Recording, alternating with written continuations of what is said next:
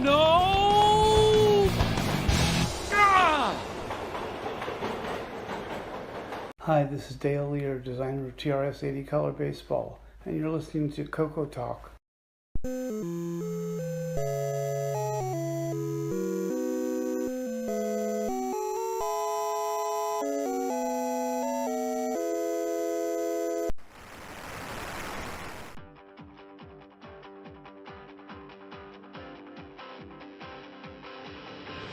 This is CoCoTALK, the world's leading live talk show featuring the Tandy Color computer. It's time to drop your socks, grab your real-time clocks, and let's rock. CoCoTALK is rocking the 8-bit world, keeping the Tandy flame alive. We may be mocked, but we'll never stop, 'cause CoCoTALK is rocking the 8-bit world.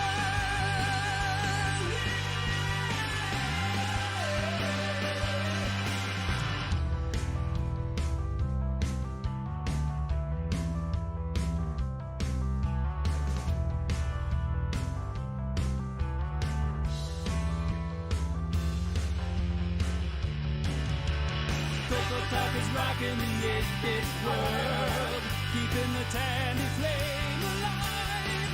We may be mocked, but we'll never stop, 'cause CoCoTALK is rocking the 8-bit world.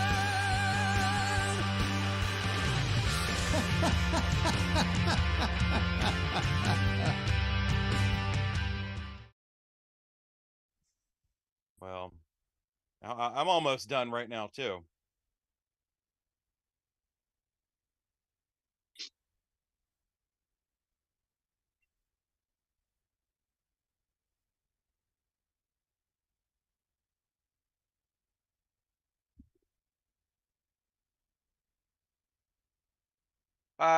Yeah, she is, and I'm really just waiting on the phone call to go pick her up and take her home, which could come at any second.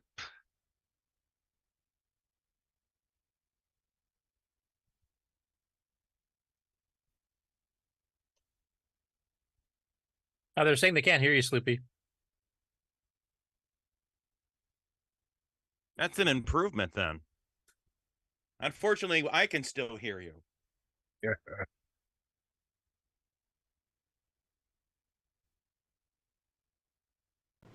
Yep, it's the same old thing. For some reason, microphone doesn't get attached to my microphone. All right, should I do all that again? Why not? Okay. Welcome to CoCoTALK episode 292, where we've got all our usual cast of... Idiots. Oh, wait, that's Mad Magazine. No, it's a usual gang of idiots. I was actually about to say that, but some people get offended by that, not realizing where the reference comes from. We used to read Mad Magazine. Yeah, we used to read. Yeah. I used to fold the back page. Yeah. Yeah. So, but yes, they put me in charge again, and hopefully they'll smarten up and not do it again. But you know how the usual gang of idiots are. So let's get this rolling and go on to our panel introductions. Starting in the top left, we have the hardware guru himself, Rick Euland. Hey, Rick. Oh, hi, folks. And then we go to the next line, and that's no one important. I mean, next box is no one important. Then we've got the man behind the scenes that takes care of everything, Terry Steggy. Hey, Terry. Oh, we're in big trouble if that's the case. Hey, everybody. Yeah. Then we have the original news hound himself. Let's see if anyone gets that reference. L. Curtis Boyle. Hey, Curtis. Welcome to the show, everyone. All right. Carriage return, line feed. We have the Apple guy himself, Marco. Hey, Mark. Hey, glad to be here. Also, Jason, unfortunately, Kevin Holloway said he can hear you. So. Oh, I'm sorry. Sorry about your luck. Yeah. Anyway, glad to be here, as usual. Yeah. Anyone who doesn't like it, they're more than welcome to come here and do the hosting themselves. All right. Next up is the garage man himself, Ron Delvaux. Hey. How you doing? Hey, Ron. Glad you're here. Yeah. All right. And then next we have the man whose shoes that I'm trying to fill, but I'm not quite making it. Mark B. Hey, Mark B. Hello. I finally got the Christmas tree lit. Woohoo! Then, And you may have to disappear shortly too, so if Yeah. nobody be panicked if that happens. Oh yeah. Yeah, I'm waiting on a phone call. Yes. Phone call to bring his mother home. Yes. Make sure you get that right because we don't want people thinking the worst. I think it's from the governor. Yeah. Yes. Mm-hmm. All right. And then next we have, Ken, that Game On guy that likes to torture us with these games. Hi, Ken. Hey, remember, I did not write this game this week. It was not my fault. Yeah. Well, this When week we was. find the guy, we'll get him. Yeah. Well, It's that every week. at least this week was better than some weeks. So, all right, then we do a carriage return, but without line feed this time. And the man who does all the behind the scenes stuff, Exile in Paradise, himself, Alan. Hey, Alan. Howdy, Earth. All right, and then we'd hit the carriage return. Or no, we hit the carriage return without a line feed all the way back over the other side. And we have Jason Reigert, the Coco Man himself. Hey, Jason. Howdy, howdy, and I've got my CoCoTALK t-shirt ready to go. Okay, and when are you going to start hosting? Well, I think there's a certain area that needs to freeze over first. We're way ahead of you there, Jason. It's already has. I've got pictures. Arizona? Yeah. It's definitely not anywhere in Canada, I know that much. It's a bit south of there. So Quite possibly. When Houston freezes over, that'll be next week. It was 39 here this morning. oof. That's still above freezing. Yeah. All right, Almost. now let's go down under to the bottom of the pile, and we see the man, the myth, the legend, the owner of more Ferraris than any other Coco user in the world, Nick Marentes. Hey, Nick. Hey, world, how are you? Now we can, now that we've done the opening credits, we can switch straight to the closing now. Absolutely. Goodbye, That joke never everybody. gets Heavy old. efficiency. That's it. That's the show. So let's say a quick shout out to some of our. You missed people in one. Yes, we're going to get back to him. Okay. He's last for a reason. And we're going to say hello to some of our people in our studio audience. Hi, Brian Walsh, Frank of Retro Rewind, a great person to satisfy all your Coco needs. Can Make It, that's a tongue twister, who is given us great games like Robot Nightmare, Nightmare Highway, and other ones I can't remember. Fandom 8-Bit, Mr. Dave 6309. You saw Brian Walsh's comment? He said, "Good morning, all echoes except for Sloopy." No, I didn't Batting see that. third. And who else do we have here in our studio audience? Tom Eric Gunderson and Jim Rye. And okay, I can't scroll any further because that's too much like work. Oh, and Mikey. Hey, Mikey, the man of Pi Drive Wire fame. He likes it. Mikey. Yes. And now back to our panels. And that one man that I forgot, or didn't forget, it's Brian Weisler, the man that has all the wonderful updates and acquisitions that we all wish we had. Hey, Brian, how you doing today? Good. Welcome to the show, everybody. And what do you have for us? Oh, we're going to jump right into me first? Yep, Oh, we're okay. going to do as we did mention, we're going to do we actually do some planning before the show. Not much, but we do a little bit. Usually under 5 minutes before the show starts. Yes, I We apologize plan for my the lack crashes. of professionalism here there for you guys. So, let's see here. I was just looking up one thing here because I wanted to have one little fact here ready, but I will just wing with it. Okay. So the first thing I'd like to share is something that was kind of somebody I was talking to, and he led me to this Erico with the CP400, and they recently had their version of CoCo Fest, and him and I were chatting, and I asked him to put his ears out to see if he would find something for me, and nothing appeared at the show. But then a few weeks later, they had a listing on their Facebook page, and I'd like to go ahead and share that with you guys here. I haven't seen them myself yet either, so let me do this, and we'll take a look at it together. So I got this box here from the Brazilian Post. So we'll get Mr. Knife out here.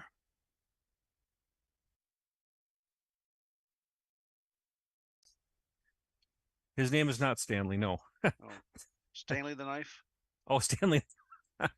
No, I guess I'm sorry. I have not named my tools. I guess maybe I have to start doing that.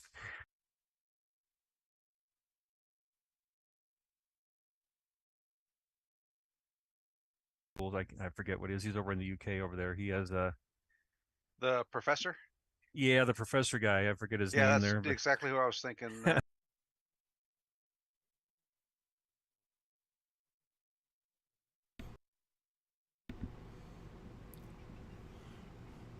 Ooh.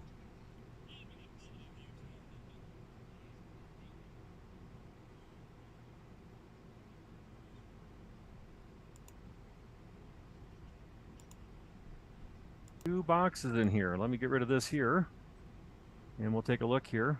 I was very excited about this. So let's see what's inside. Bubble wrap.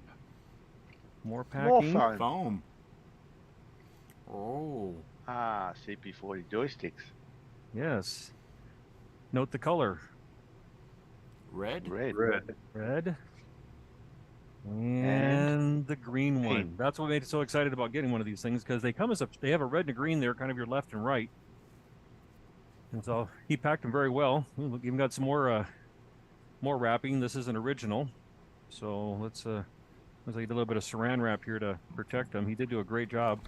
Wish I could remember the guy's name. I was going to look it up, but Erico pointed out he had a Facebook listing there. And I reached out to him, and we made arrangements. This would be nice because I recently got a CP400, and it had one joystick, but I've been wanting to get a pair. Hey, with the dollar going down, were these things under 700? Yeah, they were. So yeah, got the joystick and the manual in there and everything.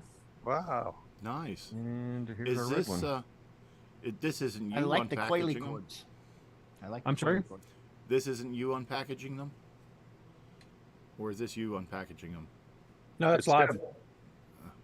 Yep. This is me unpackaging them. So, okay. Yep. So yeah. So I would say these are kind of neat. These. Well, which one do you relate to, the left or the right? I guess it really doesn't matter. Whichever one you put in there, I guess. But I don't. And I really don't know. That would be kind of a good question, though. Ron, Red is right. Red is right there. So versus left or right, why they did the red and green. I guess if you have them plugged in and you just know that I want to be the red joystick, I guess then there you go. So yeah. One nice thing is it's got two fire buttons too. So if you're left or right-handed, it's good for both. Yeah, because I believe it because it is just your. It's yeah, just five well, pins. the CP400, which is a clone of the CoCo 1 and 2, as far as the hardware goes, doesn't support two-button joysticks. So correct. Yep. So yeah, so they should both. There you go. So yeah. Wanted to share that with you. I was very excited to get the pair for my CP400. They don't have a nickname, do they, for theirs? I mean, we have the Black Beauty. What do they call these? Silver Beauties. Silver Beauties. There you go. I was going to ask: is that silver? Is that actually a plastic, or is that like aluminum, or what is that made of? Yeah, it is plastic, and it looks like it's probably a painted plastic. You probably can't see it on the camera, but there's kind of a cream color, so it is a painted plastic case. They are serial number 2. So we got serial number 281, and this one here is serial number. Unless that's a part number, this says 26100. I do like the shaping of them. Oh, this here they both said 26. Okay, so this was 28 281, and this one is 26100. I'm guessing here. So, yeah, interesting. They look like they were serial numbered, not printed, but with one of those. What am I looking for? The thing that Imprints. vibrates there. That you can write in an engraver. It looks like they're written with an engraver. Yes. You know, something that they have that we don't have on our Black Beauties is those rubber feet. Yep. Look at that. They took extra time. Aren't they fancy? And expense. And expense. Yep. Well, they didn't have to worry about development costs, did they? Because everything was cloned. So, okay. Well, I'll set those aside. Let's see here. I do have another unboxing, and then something else I'd like to show you guys. A much bigger box. Wow, it's so big it won't fit on the camera. It's the size of Alaska.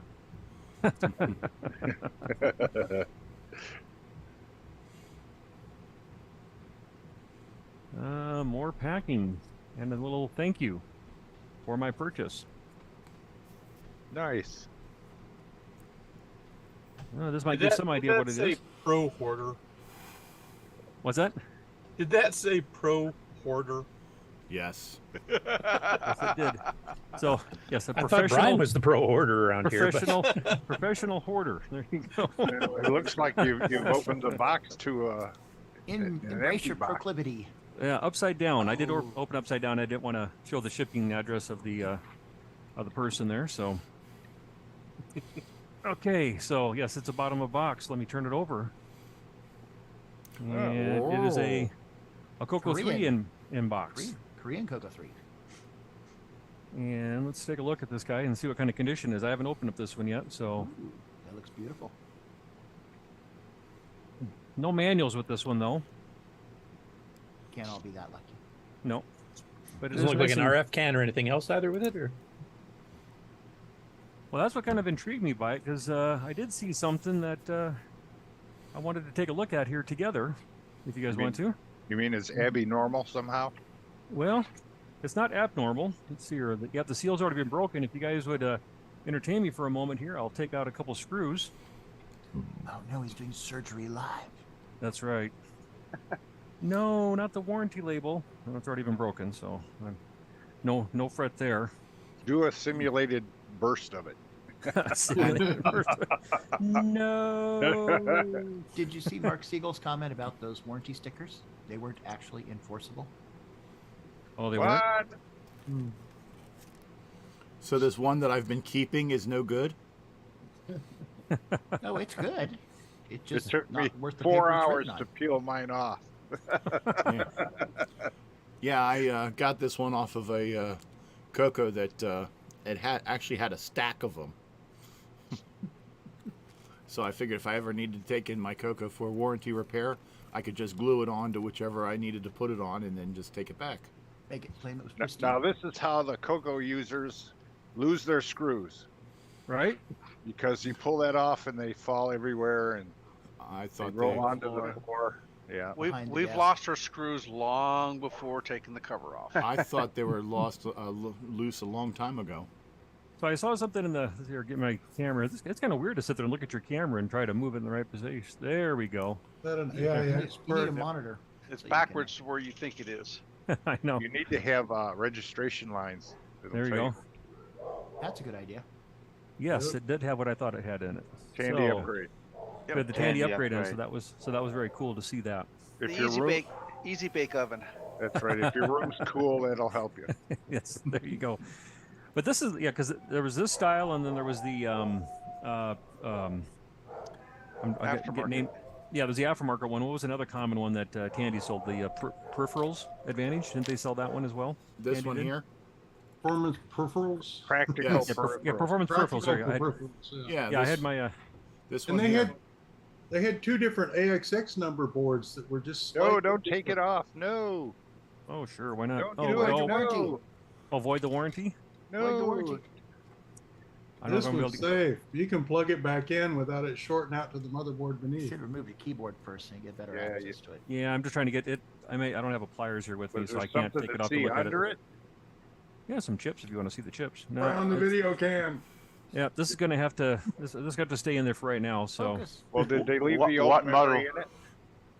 what's What that? model gimme does it have? 86 or 87? Good point. This would be a 86. Oh man. Oh, is that the- Sparklers. Sparkle So- City. Some girls all have all the luck. Well, were you trying to see if they left the old memory in?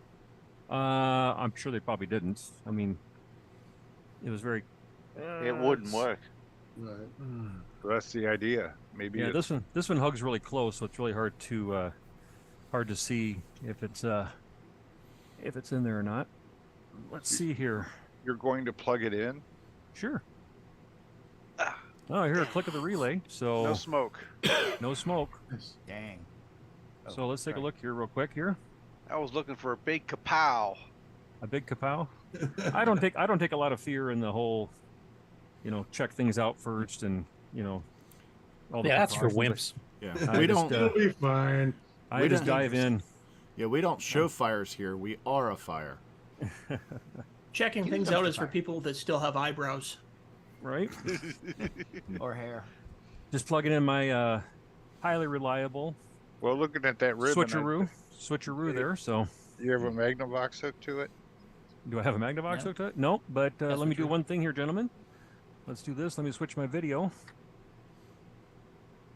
Ah, and let's Hi, see what Barky. happens. Woof. Let's see what happens here. Vicky, look, a dog. My dogs agree. I'm sorry, this is taking too long. Can we move along now? Oh, I may have to do a little. I may have to do a little work on this, guys, unless I don't have something connected right. Let's see here. I didn't test it out beforehand. It's so- a good color of black. Push the gimme chip into the socket properly. at least it's not that ugly green. Turn it Yeah, off we first. should be getting a little bit of. Let's see here. Let's go like that. Hey Brian, it doesn't work, so you might as well just send it to me. Might as well just send it to you. Sure, why not? Yeah. Yep. Yeah, I need Let's an see here. 86 gimme machine. And our viewership has gone up 3,000%. Oh, let's see here. Almost. There's a nuclear green. Ah, let's see. Yeah, but there's no lettering on it. Ooh, that's not Oh, good. there you go. Yep. Birdie. I've Did you move the memory board before when you were pulling at it? Nope, I plugged in the HDMI cable all the way. Yeah, you better check the memory board. Yep. Not looking happy. Yeah, all the unpluggable things. That often No works. signal. That looks Sad just for- like the CoCo sad 3 for- here on my desk. Says no Thank you. signal. How about that? There you go. There you go. What did you change? I popped the gimme out and popped it back in. No. Yep, I that's think, all I I did. think Nick said that. See, Well, we're that's not good. we're not crazy when we suggest that. In that short of time. What's that? In that short of time. Sure. Yeah, I just took my screwdriver and into each corner and lifted it up and popped it right back down in there. You bet. Do a print mem. Should be 24 something. It'll be higher than that because there's no disc. Oh, no, I guess There you're is right. Yeah, 20 sorry. 24 8 21 or something when it's disc or something. I can't remember. Yeah, a little bit lower with disc. Yeah. You put all that memory in, and all you got's 24K, huh? All right. Unless you're Yes, running because ease basic- of use, right? Basic Yeah, doesn't really. know. There you go. Thanks for the commercial break. There you go. Yeah, this segment of the show is brought to you by Ease of Use. Okay, let's see here. Let me get myself situated because I have something I was kind of hoping to be able to. Show the three guys. What's that? Show the three guys. Oh, let's see here. That's the reset with the F1. Yeah. No. No, Control Alt and Alt reset. control. Control Alt Reset.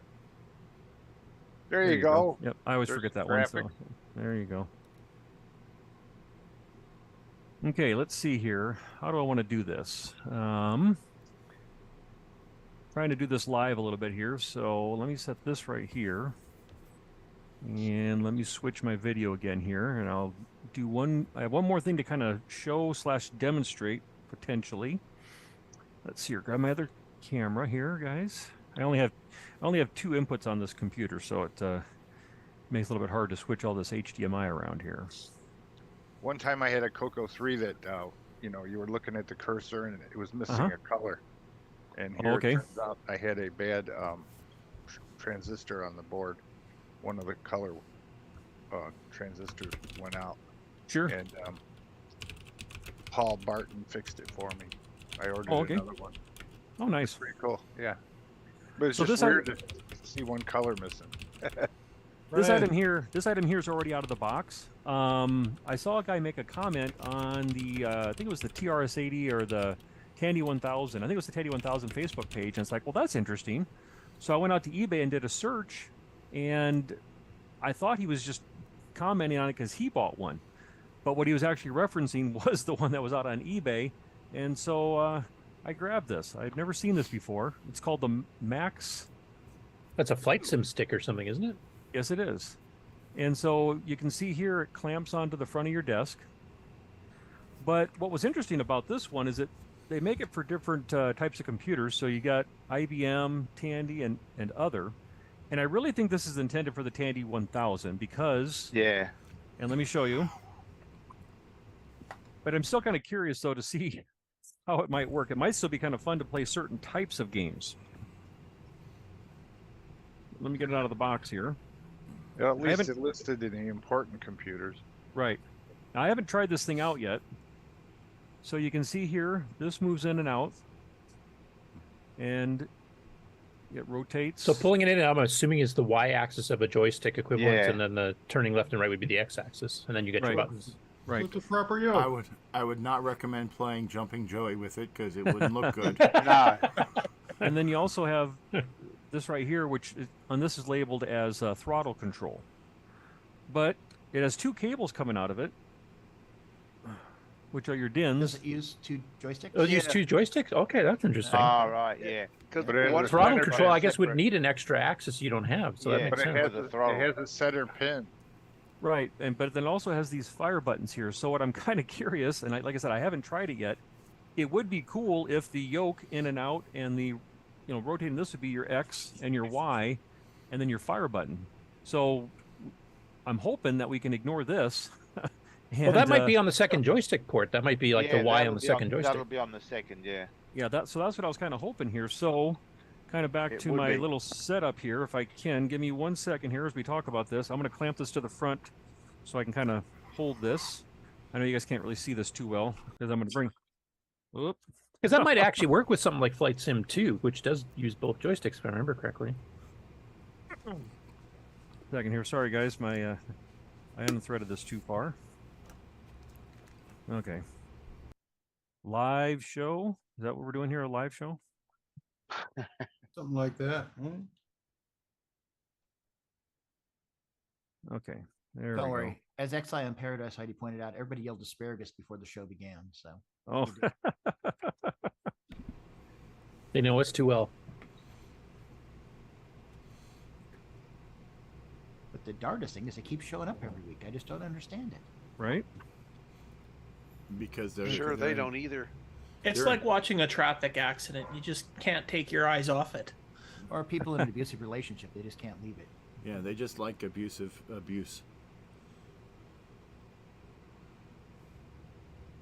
This is kind of the problem here with limited desk space. The clamp is not stripped. Yeah. Plus, I don't know. Can you zoom out your camera a bit too? Because we can just see the tail end. Yeah. Well, I'm gonna switch the video over to the CoCo 3, and I'm gonna actually plug this into the CoCo 3 that I just unboxed. Was kind of my my plan there, but this thing it doesn't clamp on far enough. So let's see here. Let me bring the CoCo back into the picture. Don't lose your keyboard spacer. Would they not fit in since they have a center post? No, it's a that's fine. CoCo 3. On the CoCo 3, it works fine. Yeah, this CoCo 3, so yeah, we should be. Even All the the CoCo CoCos 1 have had a 6-pin. Yeah, the CoCos did it. The Dragon didn't have the middle hole, right? Yeah, they have the 5 with the 270 degree. Yeah. Okay. But all the CoCos have a 6-pin, even if they don't use the 6th one. You just got to hope that you plug those into the right ones, left and right. Right? Yeah. We'll find out here. It won't matter until he fires up a game. On the CoCo 1, there is a mod where you can wire in the center pin. Yeah, you can do the CoCo 2 also. Yeah, the jack makes it hard to do that, but yeah, it's possible. Switching. I think on the CoCo too, I think it's like tied to ground or something like that. So you'd have to cut a trace or lift up. Yeah, on the CoCo 1, the center pin is exposed, so you can cut it on the top of the board and bend it out and then tie it down. Just go to basic and type a little program to read the joysticks. Yeah, I think I probably has one saved. Let's see here. Waiting for that little SCART thing to disappear off the screen there so I can see. The diagnostics cartridge. That takes forever. Test. Let's see here. I think it was this Ah, one right. here. Yep.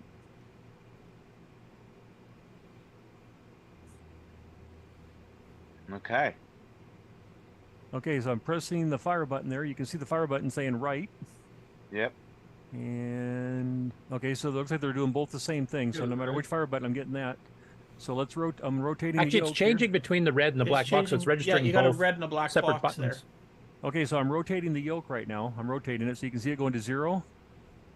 And up to, doesn't quite go all the way up to it only goes up to the 20. So I'm going to push the yoke in and out now. No, not getting change there. I reckon it's a This Tandy is 1000 wired like a on it. PC joystick. Yeah. Yeah. It's wired like sisters, like a PC, which means it needs the CoCo joystick conversion. You seem to have some of those, I believe, if I Does remember it have a correctly, Rick. switch? Is there a switch on the bottom maybe to set it? For CoCo or Tandy? Nope, I But don't see what they're doing here is they've only got 5 volts to the pot and then a wire going back to the PC, and they need to have 5 volts and negative to the pot and a wire going back to the PC. Okay. So it's a little bit of a simple mod to do. But So you can see here, I'm actually sliding that throttle thing up and down right now. So on the left there, you can see it's at 0. Y-axis on the left. Yeah, that actually is doing the full range. Huh. So I think all the That parts looks are here familiar. for a simple little pod here. I might be able to make this make this work. Jiggle a few wires and Yeah. Nice. I like the push-pull real airliner stick thing. Well, yeah, I thought that might be kind of fun for some of the games that are out there, to be able to. Unfortunately, you might have to rewire it or make an adapter for different games so you get the right controls to the right inputs. Right. Only there was some kind of switch. Something for Nightmare. Something for Nightmare Highway. Right. I think So I hear a I'll play with that a plug little bit there. more. Maybe I can share some more again in the future. When I get a chance to play with it. But so yeah, I just wanted to kind of show some of that to you guys live, and we can kind of talk about it through it. So that was kind of fun. So, but that's all I got for you guys today. Live. It was kind of fun. Kind of fun. And Yeah. that's the show, everyone. All right, roll the credits. But thank you for letting me share. I actually just a curiosity question. Like, I know that was more meant for flight sims or flight battle sims, etc. How common are those to find these days? If you find a Tandy 1000 version, like if Rick wanted to make an adapter for it, we wanted to patch some games to use it properly. I'm just wondering how easy is it to find those things? I haven't seen another one since I acquired this one. I do have a search on eBay to let me know, and I haven't seen another one pop up or even a different version of it at all. Tandy 1000. They're pretty rare then. It sounds like. I think so. Yeah. I don't know. It's too bad. I do have a question. I mean, it's the joystick for the Tandy 1000 works on the CoCo, right? I mean, that's because I didn't have to do anything. Correct. So I think here, when I was kind of reading on the outside of the box, because unfortunately there's no manual with it, though, I believe it did plug into the into the 2 joysticks port, but I think they may have had a driver that was written to look at the ports a little differently and work just with their flight sim program. Okay, because I know that my joystick is actually the deluxe joystick I have actually came with a 1000 because I have the 1000 with it also. Okay. And it works directly in my CoCo, so I would think that anything for the Tandy 1000 would have the +5 and 12 connected up to the pods. Well, the box said Tandy. It didn't say which Tandy. Well, no, because the bad Tandies have the PC style joystick connector that's rectangular. Oh, they don't have the round the one. 15. So I guess the round DIN is your key to it's good to go on a CoCo. Well, and the other thing too is we're assuming that this thing is working correctly. So it probably wouldn't hurt for me to probably get a voltmeter out and do a little bit of a continuity and resistance check to see what's what. And maybe clean out the pots. Yeah. Yep. So do you have a Tandy 1000 to even try it on there too? I do have a 1000. I'd have to. That might be worth trying too with some of their programs. Yep. So, all right. Yeah, very good. All righty. Okay. Thanks, guys. I'm going to do a quick update on my own.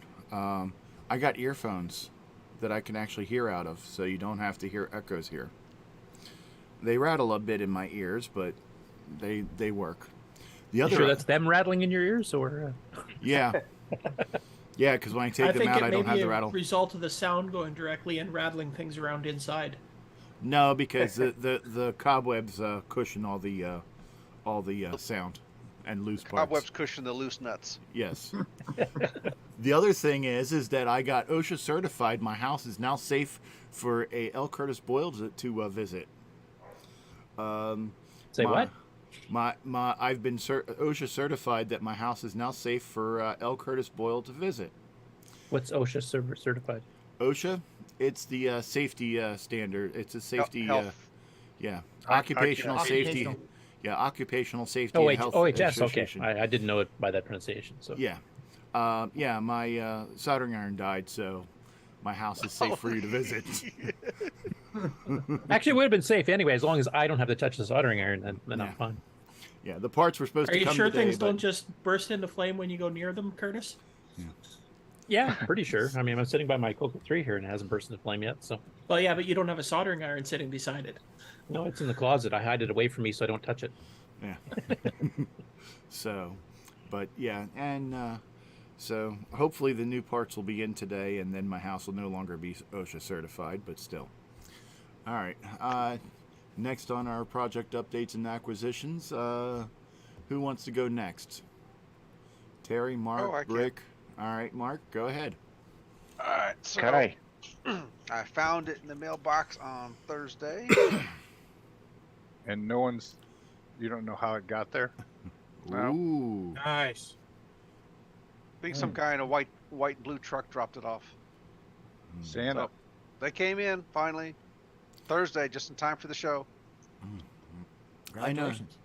I know why they were there Thursday, because I was only staking it out Monday and Tuesday.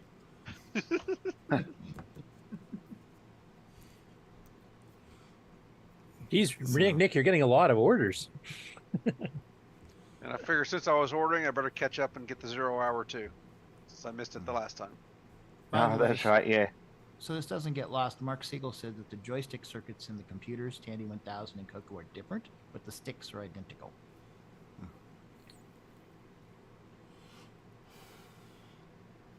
Yes. That would make sense. All right. And Terry, Who else had a Rick? project update? Yeah, you had a. Yeah, I can do mine, I guess. Let me hold on a second there. I just got a couple things. First was this cartridge here. I don't know if that comes through. Ooh. Yeah, the MicroWorks SDS ADC assembler, editor, assembler, monitor, etc., which was the standard until EdTasm came out, and it was actually a bit better than EdTasm. But a lot of the earliest CoCo games, machine language games, were developed using that software because it came out a full year before the EdTasm did. You know, MicroWorks made the DS69 too in the same box. Yeah, I was gonna say they use that same box for the digitizer. I think you're right. I have one. I should have brought it over here. Sorry. Boxes were hard. You got one that worked, you used it. Yeah. Yeah, they're actually pretty sturdy. But anyway, I got that, and I'm trying to do some research. I'd actually like to try to program something with that. The other one I got, I don't really know exactly what I'm going to use it for, but I hadn't seen that before. The Bitbanger switcher? Yeah.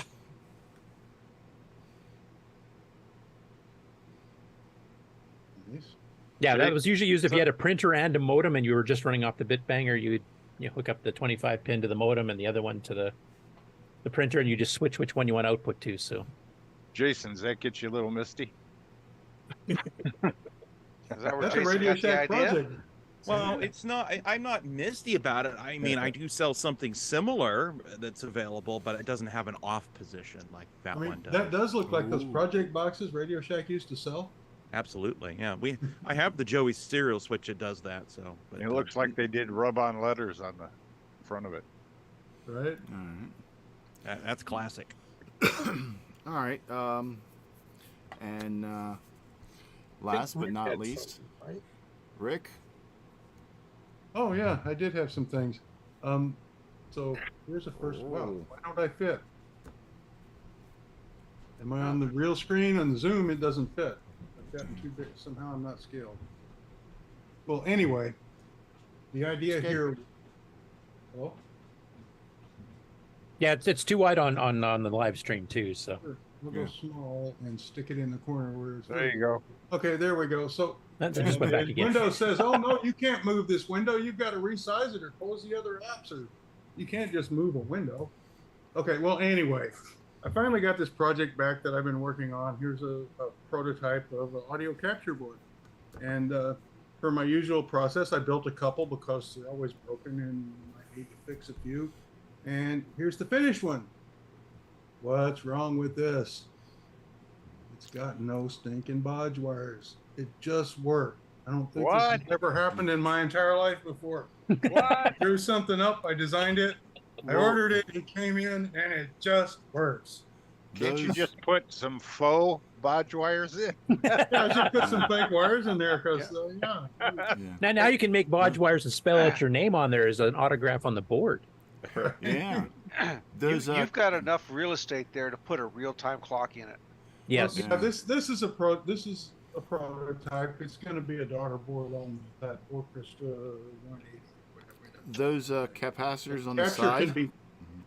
Excuse me. Those capacitors on the side, they clear the ground clamps. Oh yeah. This plugs in. This has been tested and she runs and it's all good. So now I'm back to my original problem, which is testing the amplifiers on the Orc 80, and I was using this thing, which wasn't good enough. So I considered picking it up to this, but that seemed a little too much. Because your neighbors will love your testing. I don't think it'll be loud enough. So I went with these. It's the near field monitors. So here's my new computer test equipment. I have near field monitors and Type 1 eardrums, a little old, but still working.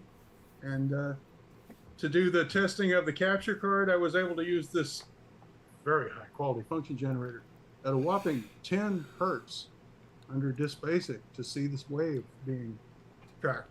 So those are 4 inputs or outputs? Yeah, those are 4 inputs. Okay, so if you have a multi-pack on, can you have all of those work? Like you read 4, 8, 12? Well, you're going to run out of CPU time somewhere along the way. The idea is just so you don't have to keep moving wires around to do 4 different sounds. So you're going to add a second CPU? No, this is just in the audio world. You don't want to be moving cables around in the middle of doing things. So you want to plug it on your cables. Don't touch anything.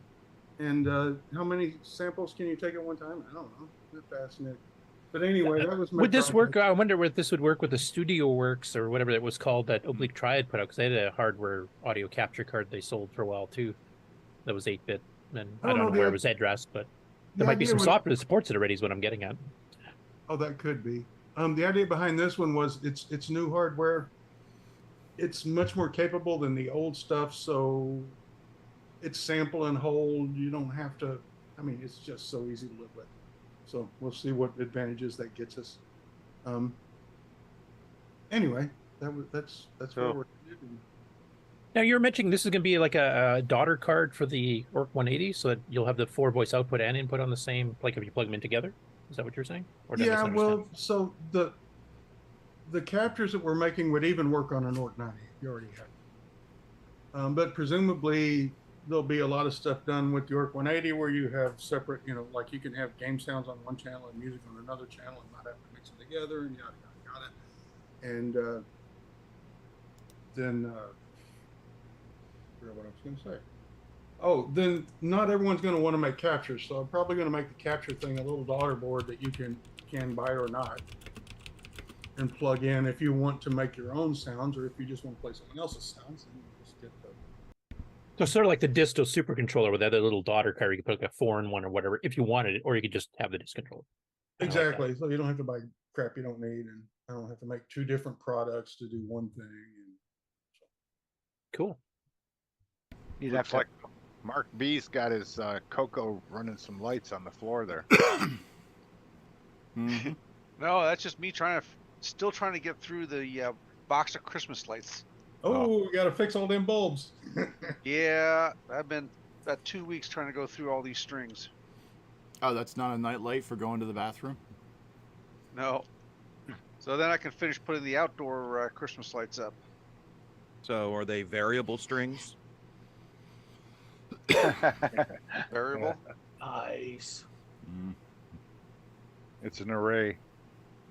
Oh, yeah. Oh, Bruce just mentioned that the private chat's showing up on the stream. It is. I just took a look.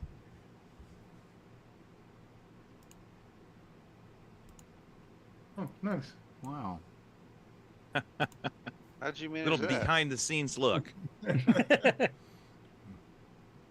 You can see all of us trying to call asparagus all the time, so it's entertaining.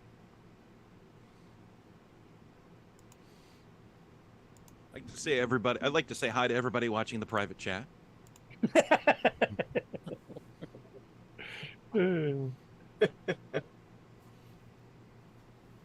So Rick, how is the output board coming along too? Like you've been working with Nick, and Nick's working on some software for it. So I know it's definitely a work in progress still. Just wondering how that's coming along. Still waiting on that Slacker Nick to get his software finished. Well, I've got some software. I can see if I can run it. Just bring it up if you want, since we're talking about that card now. Hang on, Do you guys get your wires crossed because you're so far apart? Right. No, they just quantumly entangle, and then it's all instantaneous.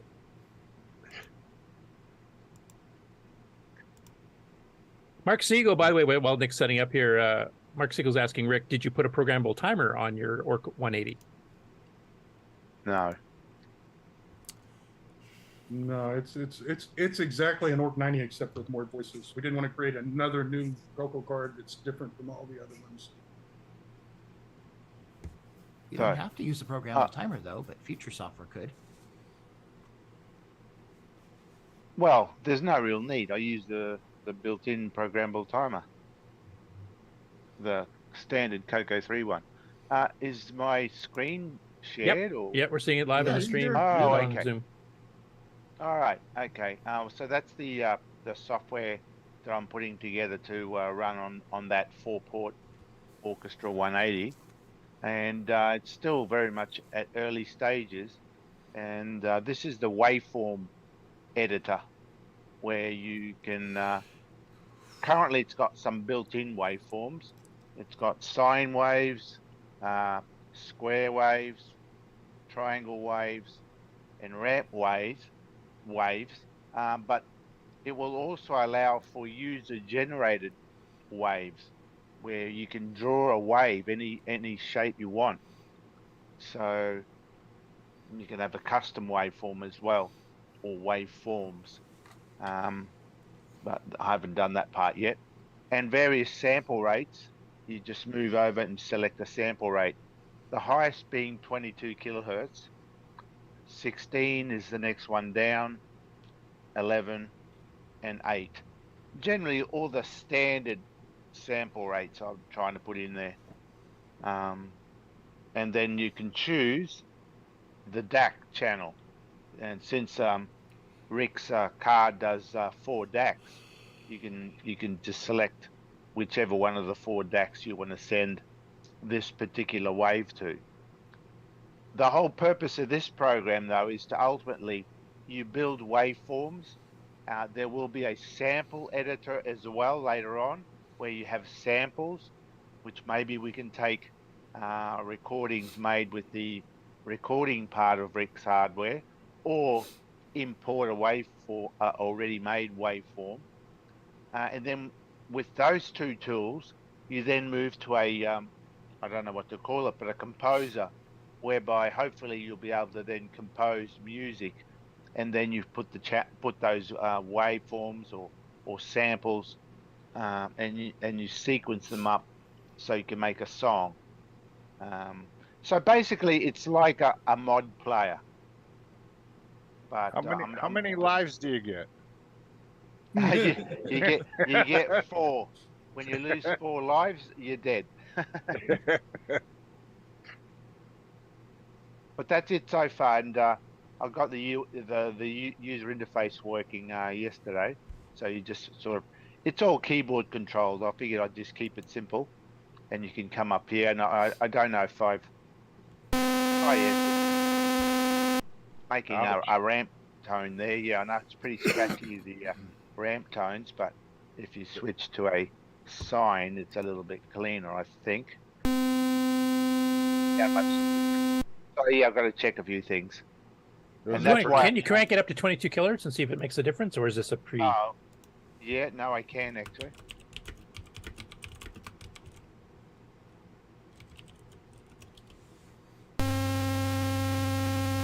I can hear 2 voices there now. Yeah, I know there's something wrong there. So still debugging, but that's why I needed you to. I was asking earlier, Rick, if you had a oscilloscope so we can actually see what's actually coming out. Are my sine waves actually sine waves? Sure, yeah, you have to shoot me a copy of this and I'll go. Yeah, I'll send you one after the show so I can see if I'm on the right track. And basically, yeah, but that's basically what this part of the program, it's only a part of it where you create the waveforms and save them or load them or whatever. Then there'll be a sample section where you do proper digital samples. So you can record, say, a real guitar sound and have that in there as well. And then ultimately, once you've got all your waveforms and samples and whatever else done, you then compile a musical tune. But anyway, this is all just. Does Rick have to pay $5 every time you send him? No, this one's free. The headaches and frustrations are free. So it's kind of like a CoCo version of a tracker, a mod tracker from the Amiga type thing. It is, yeah. Well, it's being modeled on the idea that the old Fairlight music synthesizer was. So it's sort of working. I'm trying to work it to be more like that. It's not exactly the same software, but it's still it's working with the same concepts. And the thing is that early Fairlight was a predecessor to what became Amiga mod files later. It's a similar idea. But yeah, I'm just trying to keep it old school, make it very much like an early Fairlight, but on a much smaller computer. Anyway, it's a little personal adventure I've been doing for years. I mean, I've made many attempts over the years to do something like this. This is just the final or the latest iteration of it. So it's going to save off sound files, right, and play them. You would save them off. So, all right. Yeah. So is it going to work within 512K? 2 meg? Well, 512K for sure. That's what I'm doing it in at the moment. 2 meg. Well, we'll see later on. You know, if the whole thing even works, then I could make it run 2 meg later on. But yeah, it uses Rick's 4-channel Orchestra 180, which is 4 separate 8-bit DACs. Exactly like an Orchestra 80, except it's got an extra 2 channels. And so the music in the end will be four sounds. And the fact that each of those channels is a separate DAC, a physical separate DAC, means you don't have to mix them, which buys you a bit of speed in the software. And it's full 8-bit samples too, not 6 like the built-in DAC. They're full 8-bit samples. It's being written for a 6309 just to get more speed. So without putting any other real smarts in the hardware, but we're basically trying to make this into a super Orchestra 90, you could say. But this is the point where we're at right now when he says, we don't have to mix them. It means I have to mix them.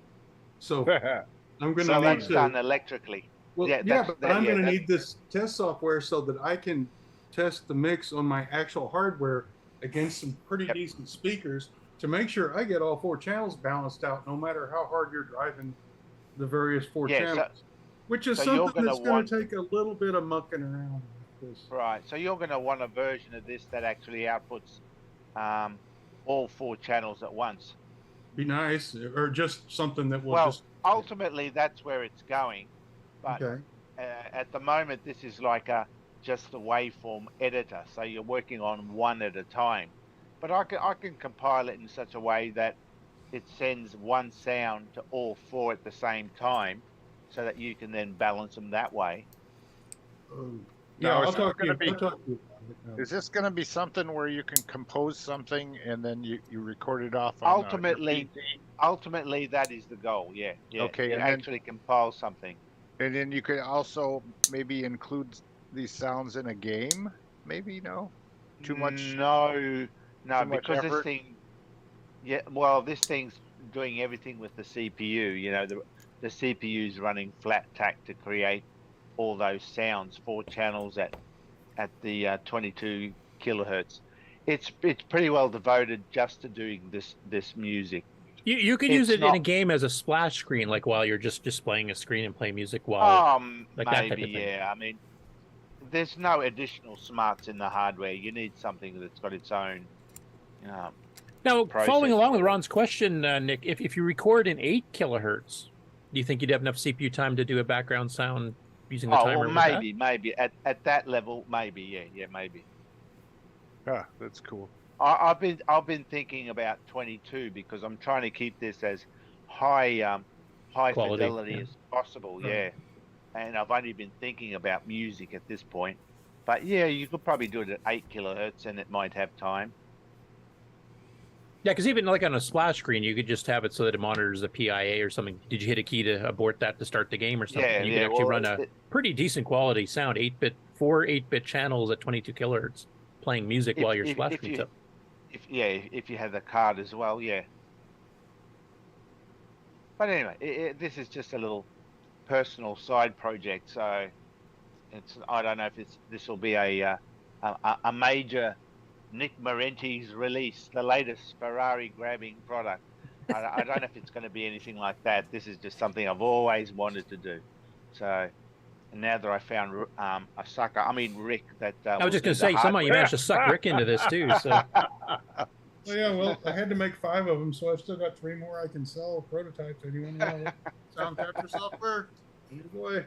Yeah, if it's like StudioWorks by Bleak, I mean, I can't remember if they did stereo, if they just did mono, but it was a full 8-bit. It was a hardware sound sampler, and they had a pretty fancy front end for doing a lot of this type of stuff too. And it was meant more for developers. Like, you want to create sound effects for your games, you'd record them at full 8-bit, and then you could downsample the 6 to output on a game in the CoCo, for example. You could, but my goal is to basically make a mini version of the Fairlight synthesizer with the CoCo. So. Don't you think Danielle would love to have this thing when you got he it would. done? He would actually. He would. He'd love this because he's right into Fairlights, of course, himself. But it's been a. Sorry. Yeah. It's just a personal project. I've always been interested in the Fairlight, and I've always wanted to do the music. And of course, I know nothing about music, so this is quite an uphill battle for me. But over the years, I learn a little bit more each time, and hopefully this program will actually show that I've actually learned something along the way. So is there anything like this in the other computers hardware around? Hold on, there are other music programs, like the Amiga does have it, for example. But I want to do one on the CoCo, and I want to do it the way. I think we're off the air. Hello? Anybody hear me? Yeah, Hello? I can hear you. Yeah, we are red. Anybody? Yeah, we're at red. Yeah. We're at 0. It's just swirling around on YouTube right now. Just there, it's back up on Twitch. All right, we're green again. Yep, back to life. All right. Okay, we're back. Sorry to put everyone to sleep. Yeah, it was so bad you put the internet to sleep there and stopped the That's right. transmission. Yeah, Every time you mention Amiga, it went off. it went off. I But think the anyway, internet just and- called asparagus. Yeah. Yeah, basically. Now this is a basic program. I can actually list it. So the only part that's machine code at the moment is the actual play routine, which has to be machine language. But it's a basic program. It's not anything fancy. So Everybody get your screen grabs and go ahead and key that in by hand later. yeah. But anyway, yeah. So that's what the software is, and I'll send it to you after the show, Rick, and you can tell me if I'm on the right track. No, Rick saw that listing and he's already filled it in on his computer. He's real nifty. Quick. And in about 10 minutes or so, there'll be an MC10 version. Yeah. So if Simon was watching, yeah. Cool. Well, thanks for the update from both of you, I guess, and thanks from everybody else who did that was updates. an unplanned for one. And I'm assuming that's all the updates we had. Did anybody else have any project updates and acquisitions before we? I could throw in one acquisition here real quick. Okay, go ahead, Jason. Okay. And let's see here, we get the. Oh. Hey, it's the right way up too. Oh, let me correct that. There we go. All right. Actually, I got mine today, yesterday as well. So it took 3 weeks, but. Oh, there you go. Cool. Cool. And you good still got stuff. the shrink wrap. It does, yes, because I have the digital copy of everything that's in here. Yeah, so- well, there's probably no need to. Yeah, there's really no need because it has Rally SG and pipes along with Jumpin' Joey. So it's So you just keep that so that you can sell it in 10 years for $500,000. So That'll be- today's entertainment costs, this is a real bargain. Does it have that new game smell? Plastic.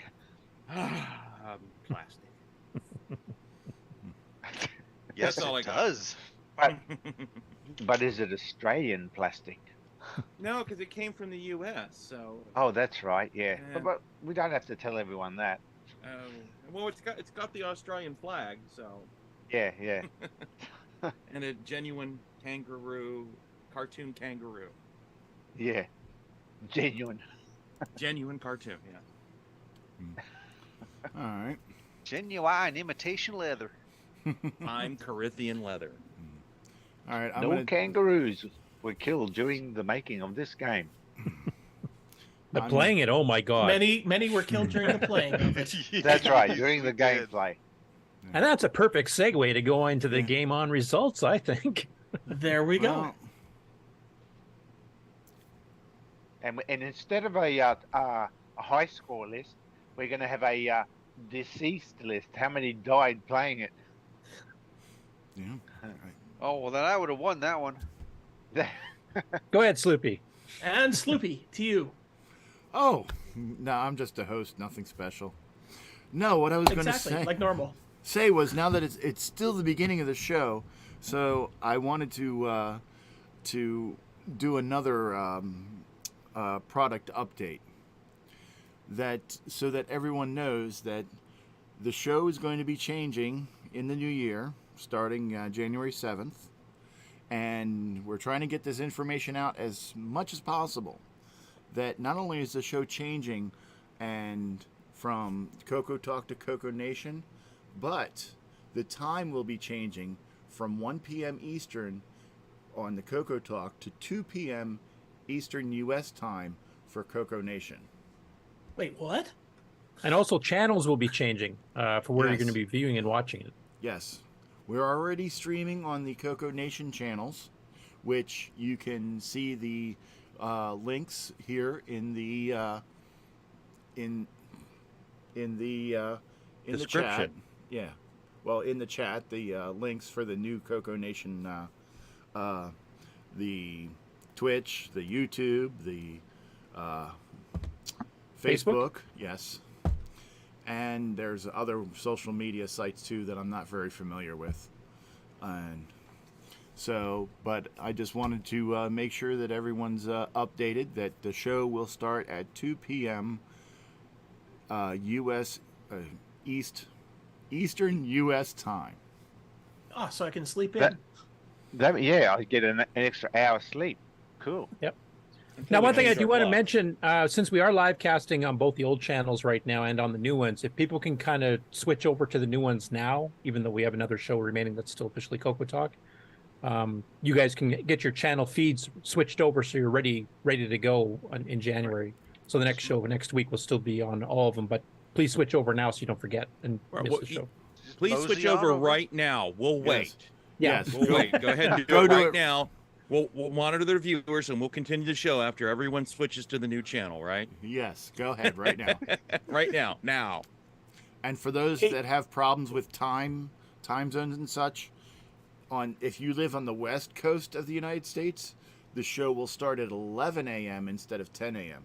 So you'll be able to sleep in an extra hour. Yeah, Mikey just commented on that in the chat here. He said, "Yay, 10 a.m. PST is just too early. I can get most of my housework done before the show now." Yeah. Well, then he naps during the news anyway, so. Yeah. Now I have enough time that I can do everything on Saturday morning rather than doing a Friday night for the game on stuff. Yeah. Like picking the game. Hey, Sloopy. Yes? Can I really quick show something? It kind of relates to this. Sure. Let me see. Is it a clock? Yeah, real time. Oh, then it's not on the CoCo. So we kind of put out on the new Facebook group that we were looking at doing some different logos, and we've had some submissions, so I thought maybe I would just show you just a sampling of those. If anybody's got any ideas for logos and media for the new show, please upload them. But I'll really quick here. Is that showing up for you guys? Yep. Yeah. Yep. So Ron Delvaux sent in a couple, but this is one that he'd sent in that we're kind of using right now.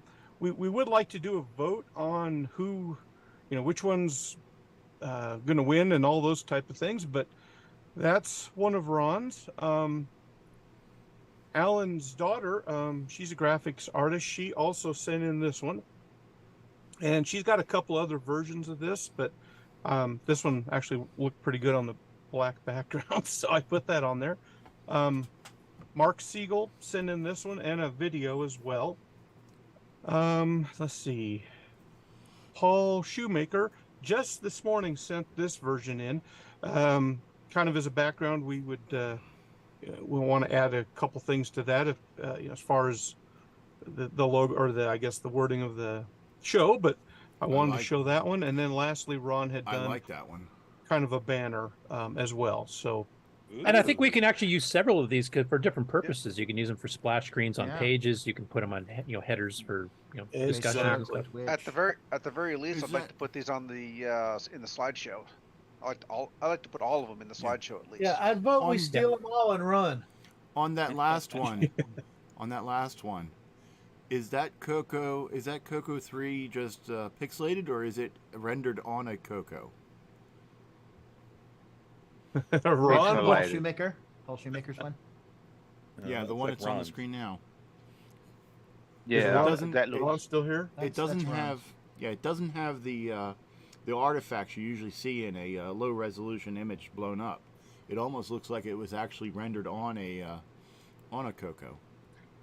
And he sent in some sample ones, and I just snipped them, so it could be just from me. I don't know. The other stuff looks pretty clear. Yeah, I don't think Ron's on. Yeah, but I do like the way that looks, where it actually looks like it's being displayed on a CoCo, as opposed to a high resolution image. Ooh, a CoCo on a CoCo. Yes. My only comment, that one, Mark Siegel's, the nation could be a little bit lighter blue. It gets lost in on Facebook. Yeah. So. I like that one with the planet there, but maybe the text needs to be changed. But I do like the planet because it feels like a nation. Yeah. When it ends up on Facebook, it's a nice circle and everything, but nation kind of gets lost because it's too dark for the. I think that font is too 70s. Yeah, the font is like 70s. If we could get, if it was more of an 80s font, I think that'd be okay. But that looks more that looks more like late 60s, early 70s. That looks like something Well, you'd it's see on Peter Laugh Max, In. man. And I think It's the I think Laugh-In there's one hippies. pixel. There's a Liners. pixel just out of place, so I think that needs to be fixed as well. It's got lens flare and everything. I thought that was on. I thought that was just something on my screen I was trying to clean off. Oh, hang on. Oh, that's a bit of spit on my screen. Yeah, sorry. Oh, okay, there you go. Hey, I did see in the chat that Paul Shoemaker said he is working on the CoCo Nation part right now. So that would be for this image I've got listed up. So I really like that image. yeah, thank you guys really- to everybody who's been submitting these, and keep them coming. I'll try to host these images for a while, and then we will have a poll up for what would be the primary image or two, and then like you guys said, I would love if we could just kind of have them throughout the show and different platforms that we have. So thank you for everybody, all their hard Yeah, work. because we can use them for like contest headers.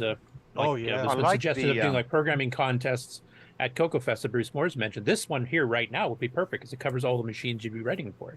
Exactly. It looks very low res though. It's yeah. Well, that's the point. I think. Yeah, it has everything on it but the show name, which he's working on. I like the artwork though. The second one on the left. Maybe we can combine that artwork with the with all of them. Maybe we can have a blue planet with our little CoCo cartoon, and then the words CoCo Nation, whatever, on the screen, like a combine it. So Terry, can you transfer all those over to the Discord? Yes, I've Into got the most media of them folder? except for Paul just uploaded his, but I will get those all over there. Okay, so I'd like to at least include them in the slideshow. Yeah. Also, a reminder to everybody listening and watching too is that the Discord is not changing. We're just changing the title of some of the channels to reflect the name change of the show, but the same place you go for the Discord for CoCo stuff is not changing at all. And we'll get the links for all the new places. I think maybe we'll add those to the description. I know Alan's been adding them in the I don't know what do you call it, the YouTube one, but we'll try to get that a little more available to everyone, because we're now on Twitter as well, which we haven't been before, and just a few new things. So thanks for all your hard work, guys. Thanks for everybody making suggestions and submissions. And thank And we're you for trying all to yours. improve the show by getting rid of David Ladd, what we did today. So. Why? What do you No. mean? We're not getting rid of David Ladd. We're going to be featuring him Wait, more. what? Yeah. Oh no! That's Yeah. it. I'm switching to another show. You're switching to CoCo Nation. And now with 20% more David Ladd. Okay. Nah, seriously, it's just not the same without David Ladd. So, hope he's back next week. I'd also shout out to Grant. I know he just had surgery and he's recovering, but I want to thank him for all his work. He's been pretty instrumental getting a lot of these the financial side of this done. So thanks to Grant as well, and get well. Yeah, where is he? I mean, I thought he was supposed to be here. He's probably on drugs. We don't want him here right now.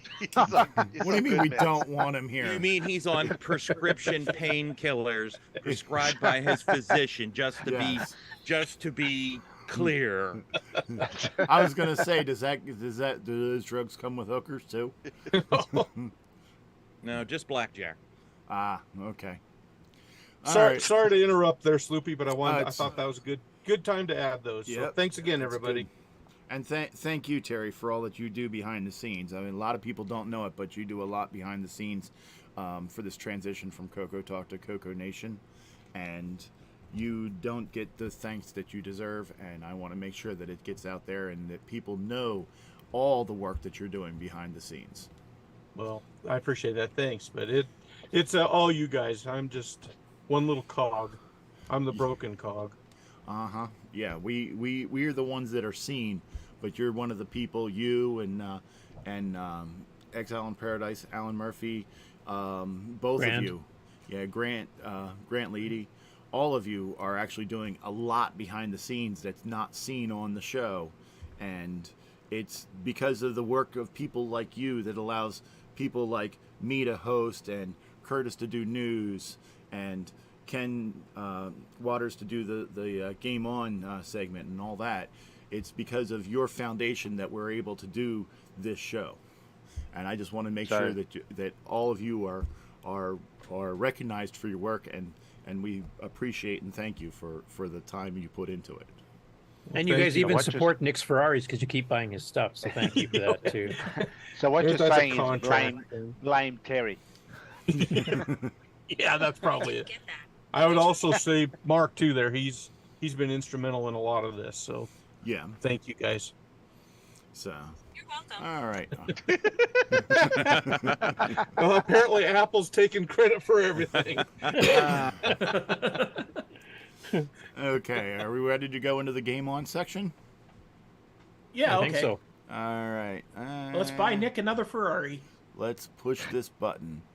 Well, since we all can't own one, we might as well just have one person own it instead of no one owning it.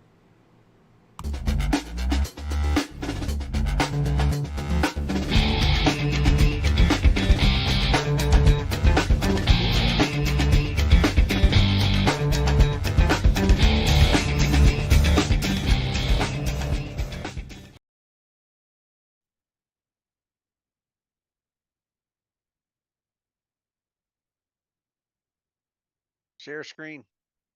That would be the wrong results video.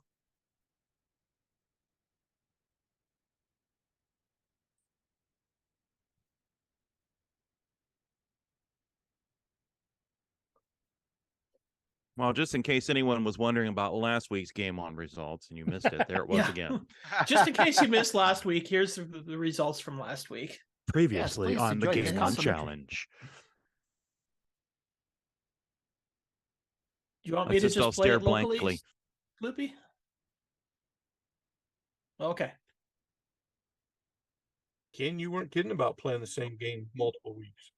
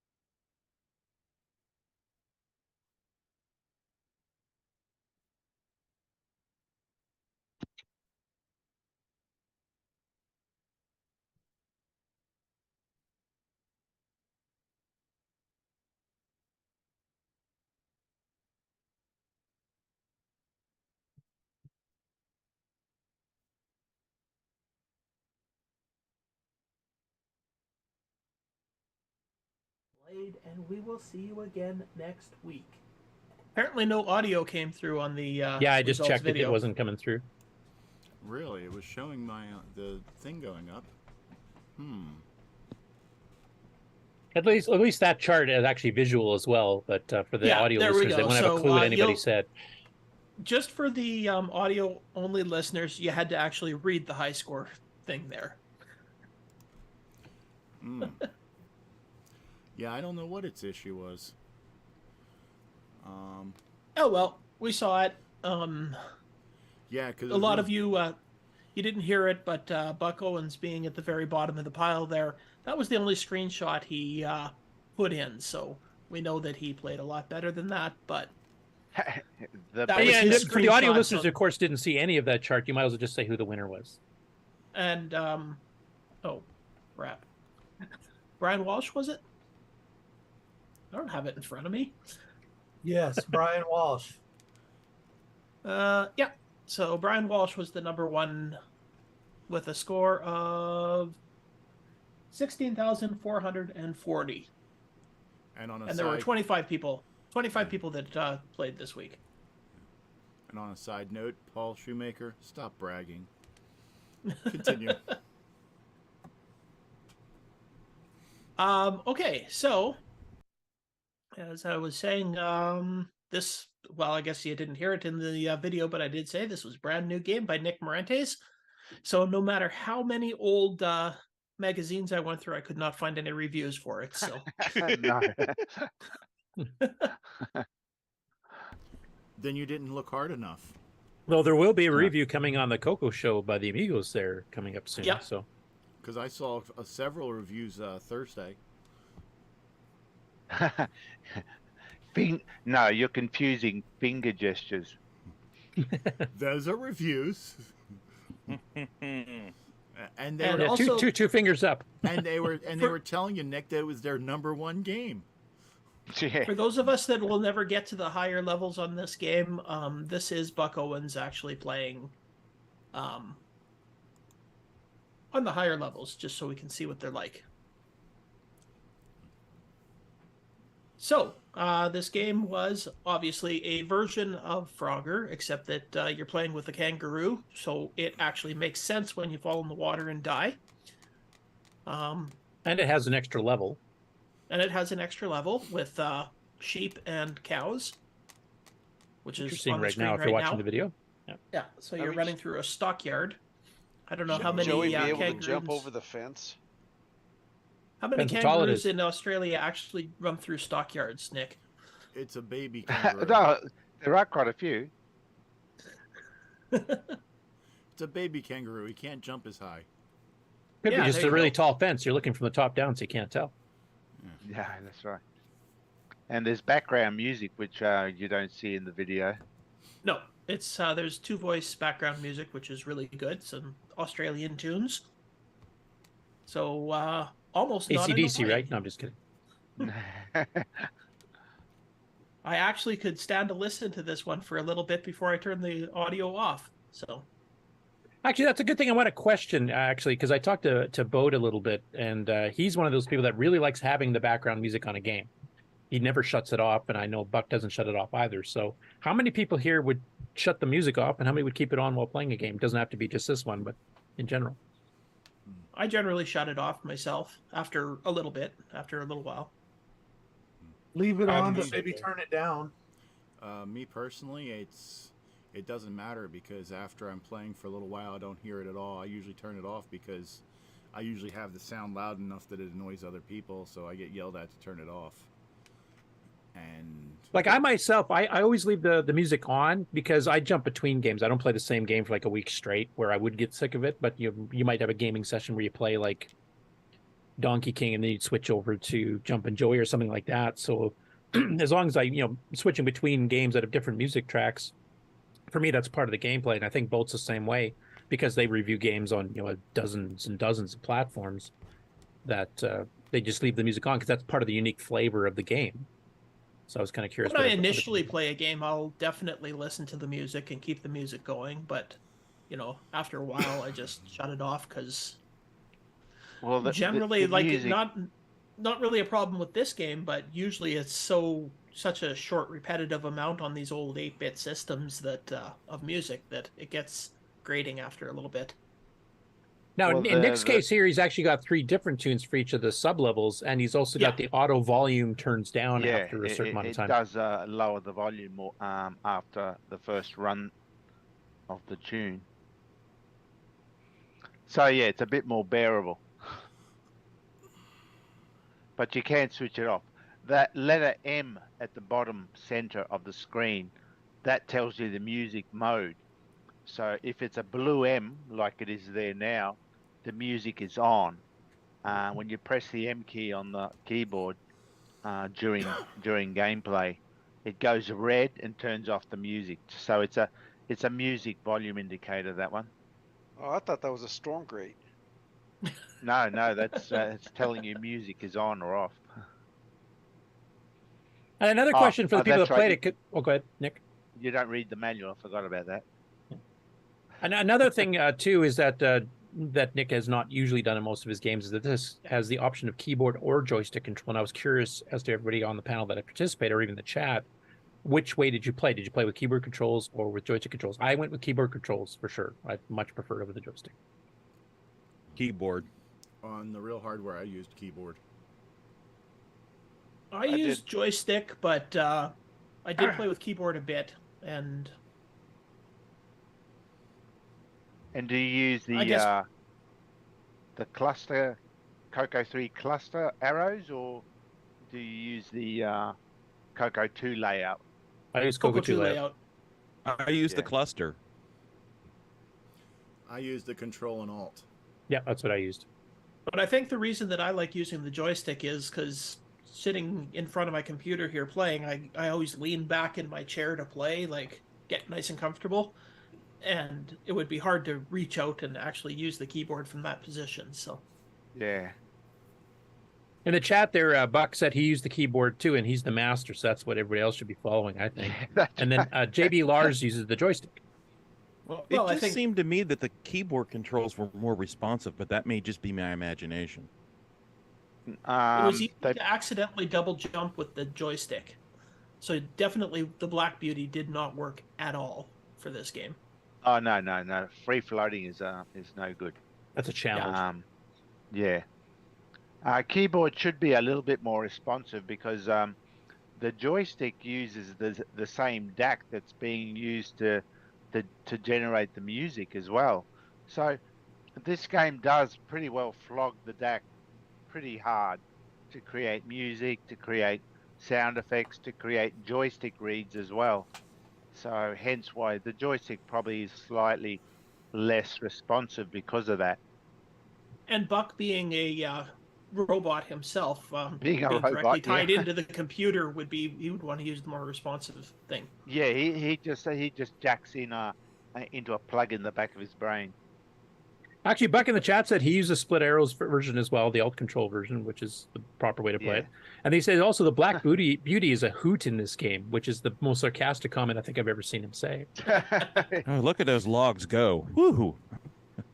Scott Cooper also chimes in. He says, I never turn off the music for games. Grew up playing Nintendo with lots of background music. I use keyboard more than I use joystick for most games.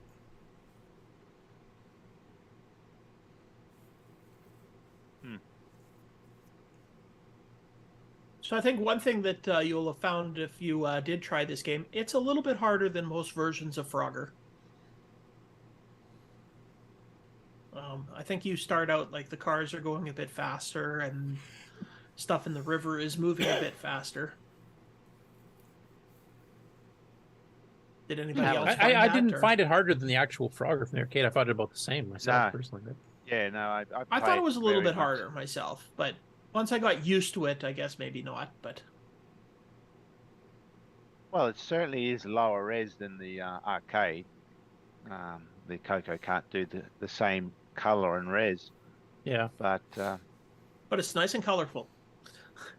Yeah. Well, that's my motto. Put the color back into the color computer.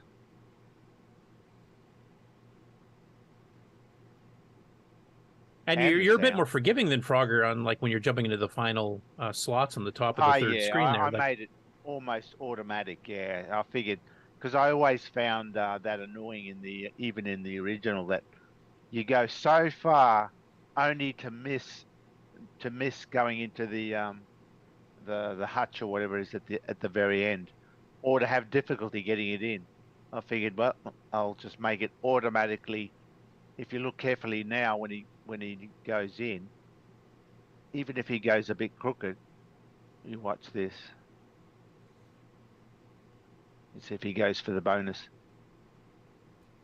Yeah, notice it was a bit to the left, and then it pushed it to the right for you automatically. Definitely more forgiving.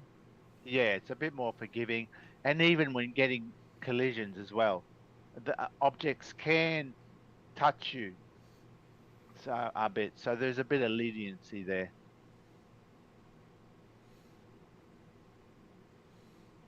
Every time The idea is not to make the game frustrating, or less frustrating. So it's not pixel perfect. Yeah, that's it. It's Yeah, this game wasn't frustrating at all. Yeah. Well, compared to other Nick Marenti's games, right? Yeah, yeah. It's all relative. Yeah, they don't have to You worry can about. see Yeah, they don't have to worry about repaving the road anytime soon. I repaved it in Kangaroos.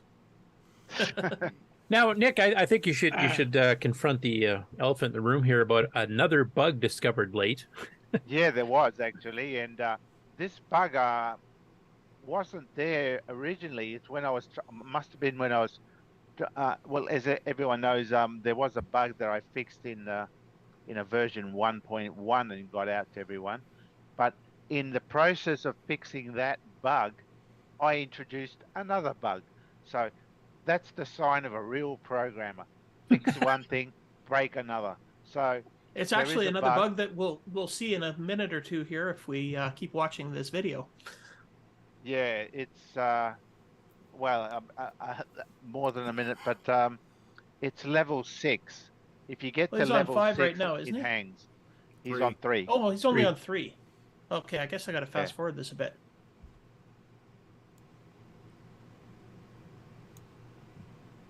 Yeah, so now you're on 5. When he completes level 5, it hangs. I must have done something and I've wrecked something. So yeah, real programmer.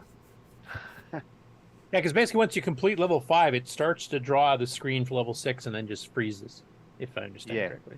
Yeah. So. And only I'll one fix person's it. ever actually seen this Only in real one life. person's actually done it. Yeah, that Buck Owens. I've seen it. So I figured. I've seen it. I watched this video. Yeah. Yeah, you watch the video, but no one's going to be able to play unless you're a robot like Buck.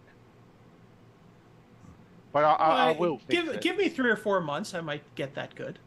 I'll have it fixed by then anyway. So then. So it's just like when you buy a car, the first year of the car that comes out, you wait. Yeah. Well, that's actually, right. in the video games here, you buy these immediately from Nick so that you have the flawed version, which is going to be worth more money in the future.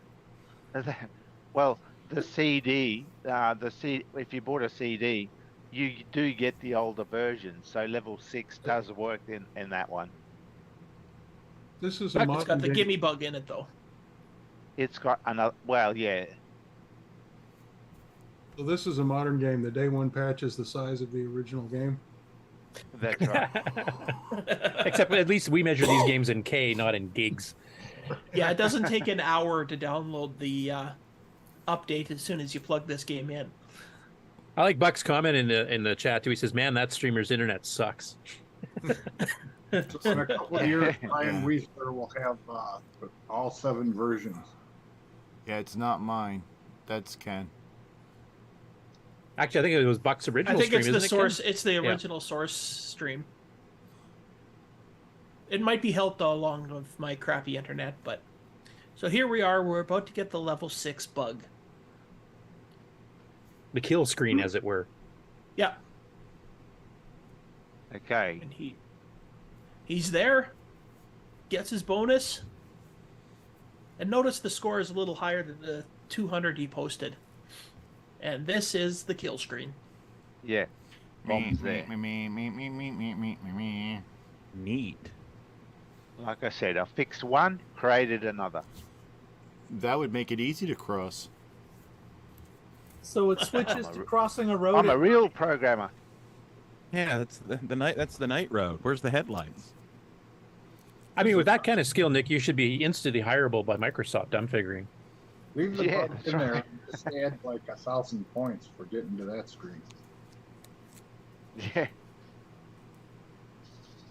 By the way, So Nick, then you as are I planning on doing an understand update to fix that, so we'll. Yeah, I haven't done it yet because I've been a bit busy with other things, and I figured this is only just for one person anyway. So Yeah, you can as just I send that understand out it, to Nick- Buck Owens and be done with it. Nick, you were saying that once you get to level 6, then that is as hard as the game is going to get?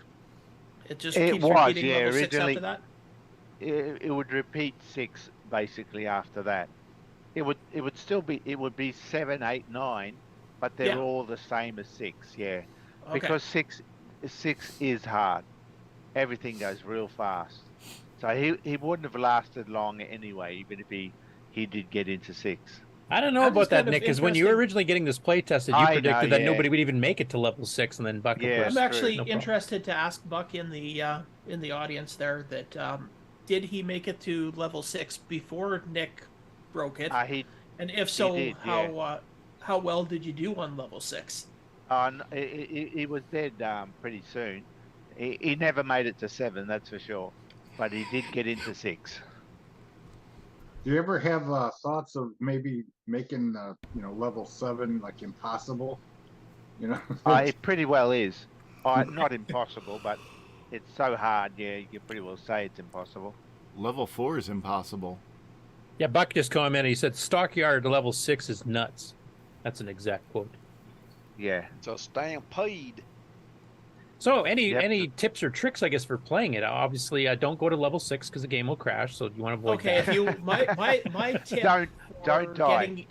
getting a decent score, my tip is on the first level when it's the easiest, farm the bonus dots on the water screen. Because you have time, you're going to get a lot more points jumping back and forth to pick up the bonuses than you are to getting your Joey up into the home quicker. Yeah. One thing I would mention, and Nick mentioned it a little bit earlier too, is that the collision detection is quite friendly to the player. So you can, like, say, jump behind something where you actually touch it on the way up, where normally you would think you would die. You can actually just skirt past. I use that in the Stockyard screen quite a bit. Yeah, me too. And use keyboard. I think it's more exacting than the joystick personally, but that's, personal preference. And split keys, of course, like the CoCo 1. Unless you're lying back in a reclining chair and trying to be comfortable. Then you need a joystick. Yeah. Yeah, there's much more advantage using Rick Ewan's board compared to a stock CoCo board, for the keyboard. If you were to use a keyboard. Oh yeah. No, much the same really. Because he's got the CoCo fix 3 program, don't you? Yeah, he's got it so you can use the up and down arrows or the alt control in a CoCo 3. You can use both. You can switch whenever you want. You don't have to do anything different. So it depends on what they're you all want. simultaneously active. Okay. So one of the things I did try to do in this game is to try to cater for as many people as possible. Not only making it run on as many CoCos, CoCo 1, 2, 3, Dragon, emulators and all that, but also for the different game preferences. Like some people prefer the diamond keys of a CoCo 3, some prefer the CoCo 2 layout. If you have a CoCo 3, you can still use a CoCo 2 layout then, joystick. So I tried to cater for everything in this game, except for level 6.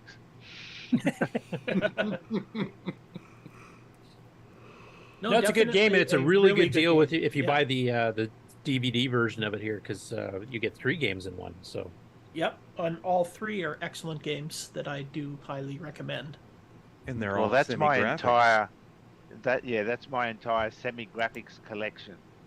So all 3 games that I've done in the last, whatever it was, year or 2 years, which were for CoCo 1 and 2 and 3 and Dragon. Yeah, if you want to zoom me up here for the video audience here, I've got the back of the case here, which has screenshots of all 3, so you can see what you're getting in that triple pack. So we've actually we have all played all 3 as Game On challenges. So color goodness.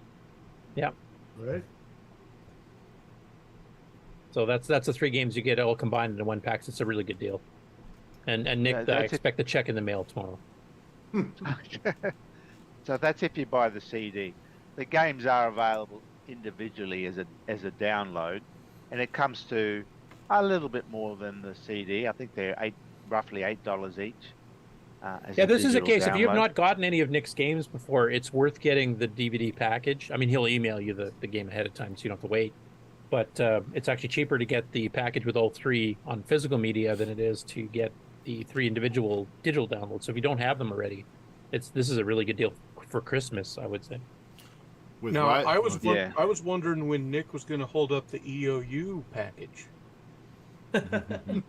Well, he's got this trash can to the side, you see, and that's where he puts it in storage. That's the So it's actually sign of one of the EOU, things. yeah.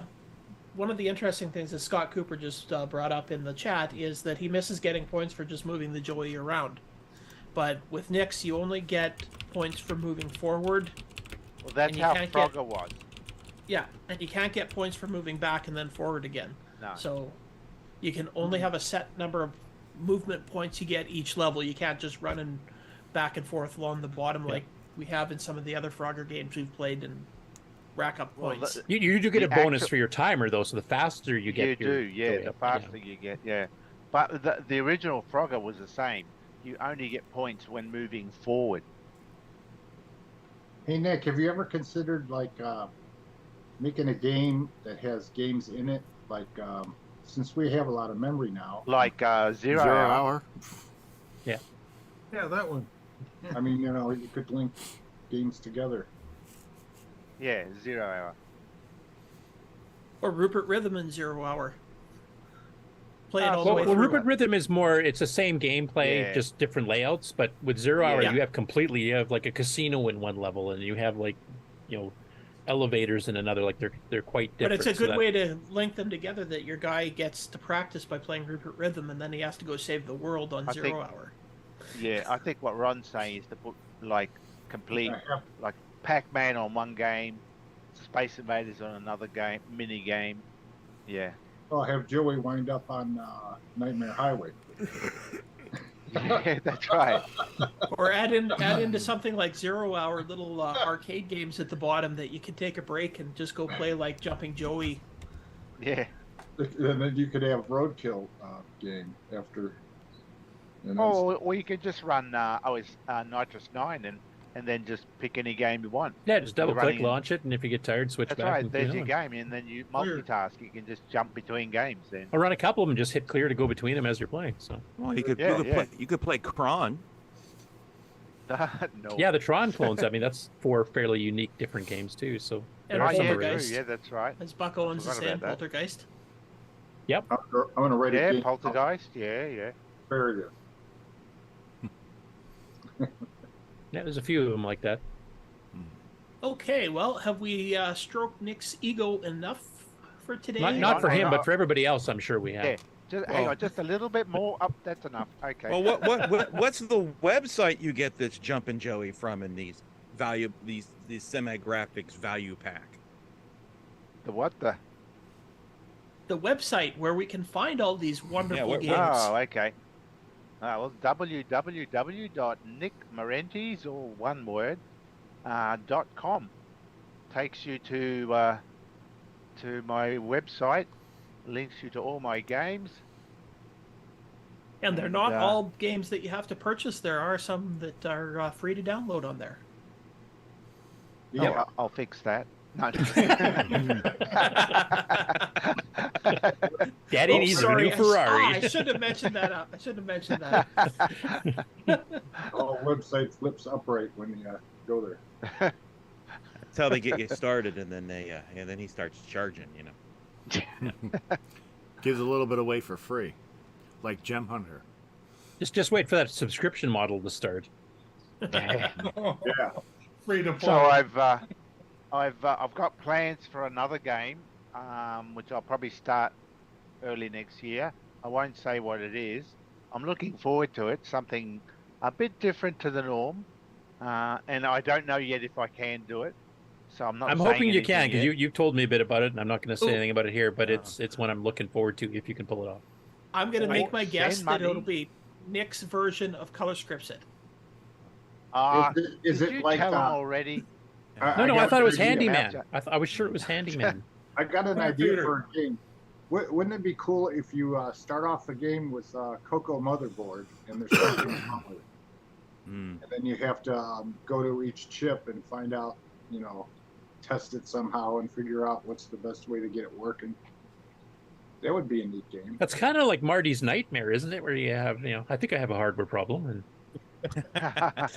but I think I can predict it. Have you started on the title screen for it already, Nick? Because don't you always start with the title No, screen? but I've got plans. Yeah, I've got plans for that. Top-down Okay. guy. Okay, well, shall we move along here and look at next week's game? Yes. Yes, And, Please do. Okay. Sloopy, just to mention here, because we've gone fairly long now without a break. I think we'll take a break after this before we get to the game on news. I agree. Yeah. I need coffee. That's what I was planning on doing because otherwise I'm going to need a diaper change. Oversharing again there, Sloopy. Good night, everybody. Okay. How come we don't Now- have like a cocoa break instead of Before we get into what next week's game is, this is not next week's game. I just want to make a reminder that everybody should be playing. What the heck? Coco Barn. Yes. Cocobon? Oh, Yeah. sorry. Under recommendation from the author, Paul, though, please play with the right color set. Yeah. Yes. So play Coco Bond because coming up in a couple of weeks, we are going to start submitting our own levels to play and be voted on for which levels people liked. So get used to it. Play it. when do the multiple games start? In the new year. Oh. It'll still only be one game per week, but they're going to run longer, so they're going to overlap. Yeah. So I guess I should go mention ahead. that a little bit. What I'm going to start doing in the new year is I think to make it not too complicated. Each game is going to run for 2 weeks, but there'll be a new game announced each week. So there'll technically be every week there'll be 2 games you can choose from to play.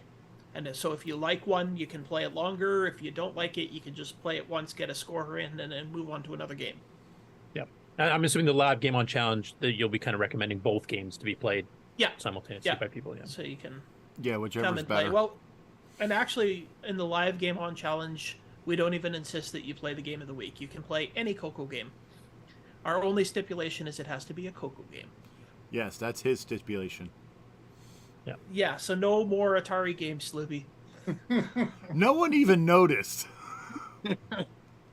So here is next week's game. Now, because of the break over Christmas, this is actually going to run for 3 weeks, isn't it? This one? No, we have a show next week. We have a show next week. Oh, okay, yeah. So next week's will be the one that runs for 3 weeks. Sorry, yeah. Yes. Yeah. So does anybody recognize this game? No, I've never seen that one. No, is that Dark Module Castle? Man? No, it's not Module No. Man. It looks similar, but it's not. I don't think. Ooh, I've Curtis stumped Goodman. L. Curtis Boyle. Woohoo! This is originally a dragon game, isn't it? Yes, I believe it was. Oh, I so do it's- recognize it. I it's- just can't remember the name of it. So this So is it says Cuthbert Rupert Goes to somewhere. Medieval Times. And Kieran's not That's- in here to remind me, so Actually, very close, Jason. Very close. It's not a Cuthbert game, though. It is right here. Robin Hood. Oh, okay, yeah. Robin, Yeah. I've never seen that one. No. I have. I just couldn't remember the name of it. So it's kind of like a Donkey Kong type game. You have to go through, pick up your stuff. You got to get the key, and then here I'll go back to the Oh, other. Mike Chilton. Is screen. that the same guy that makes those car repair manuals? So I'll go back to sharing this screen. So basically, you're the little guy in the middle there, jumping from platform to platform. The object is to get the key Doing the splits. and then get up to that door. You're trying to save Maid Marian, who's in the top tower there. Yeah, and you've also got like a green arrow. Those are shooting across. You have to dodge. Yeah, you've got arrows shooting across at you, and you've got a guy dropping boulders on your head. Is, And are there multiple levels, like different Yep. screens? Yes, is, Right. is Maid Marian a Fraggle? possibly. Pretty close. Yeah, with that She's a color cross hair. between the. Yeah. Well, I have it in a weird color set here because my capture card was acting up, so I had to put it so that it was a little bit clearer. Put it in. So the So I'm colors are assuming not that the exactly CoCo perfect. version of this is definitely on the archive, or is it joystick driven and it doesn't need to worry about any translations from the Dragon? I got it off the SDC thing, so I believe it's in the archive. Oh, better find Yeah, that. it's on the archive. I just pulled it up. Yeah. So Yeah, and if you Dave wait, Berry in the chat says this game is screaming for my color fix. Yeah, it's it's There up you and go, running. Dave. yeah, if you wait until about 2 hours from now, Dave will have fixes for colors, and they'll be ready to put on your cartridges. There you go. So that is the game for next week. Okay. And I'll point out it's not on Curtis's site. Yeah, it's among the other 700 that are not on my site. So That's my new goal, is to find as many games not on Curtis's site as I can to try to make him feel like he has to get them on there. Mm-hmm. yeah, World of Dragon is a good place to go because there's a ton of those I haven't got on there yet. So Part of the There's even shameware the collection. there's even the Dragon cassette cover on the archive as well. like with instructions and everything. Let's see. It's got the artwork. I'll see if the instructions are there too. Oh, you know what I forgot to talk about in the thing was our live Game On challenge. Oh, right. Yeah, because we had a pretty good Let me just participation. get back to that real quick. I'm just gonna push this button. Hello, I'm David Ladd. Thank you for watching CoCoTALK, the world's leading live CoCoTALK show. ESP 8266-01 RS232 TTL Wi-Fi network, 4-pin DIN, Fitbanger, DB9, PC IP, DriveWire.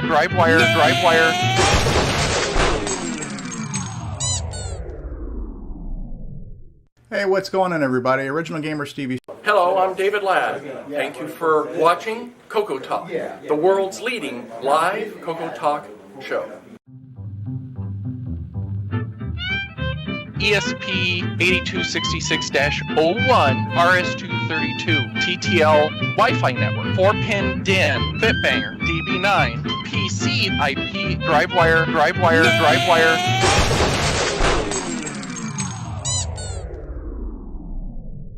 Hey, what's going on, everybody? Original Gamer Stevie Stroh here with you. And in case you didn't know, I've actually got merchandise, right? So I've got now 2 DVDs. This was my first DVD I released last year for the 25th anniversary last Chicago CoCo Fest. This features 20 videos and 3 hours of color computer game videos. This is my second DVD. This is a brand new one for the 2017 last Chicago CoCo Fest. And this one features 13 brand new color computer gameplay videos that you won't see anywhere else. RoboCop. Ooh, RoboCop. Gotcha, sucker. This is not bad. Not bad at all. Yes, I did it. Oh, freaking right. Look at that. I made it past yellow belt. Very cool.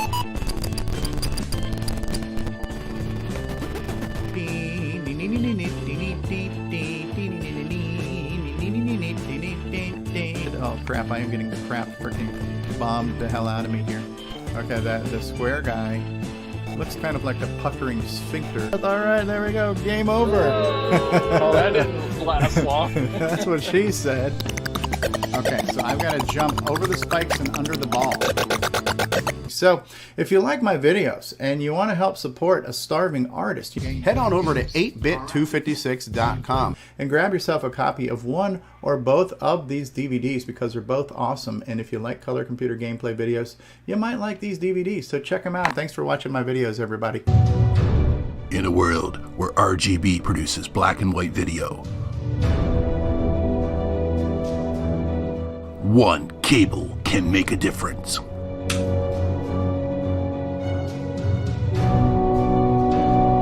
Switcheroo. CoCo3ScartCable.com. Fletcher, I don't need that report tomorrow. Great, JT. I need it tonight. But JT... Fletcher saved $300 on her office away from the office. Radio Shack's revolutionary Model 100 computer. It's a word processor, phone directory, and dialer. It even communicates with the office computer. Fletcher, how's that report?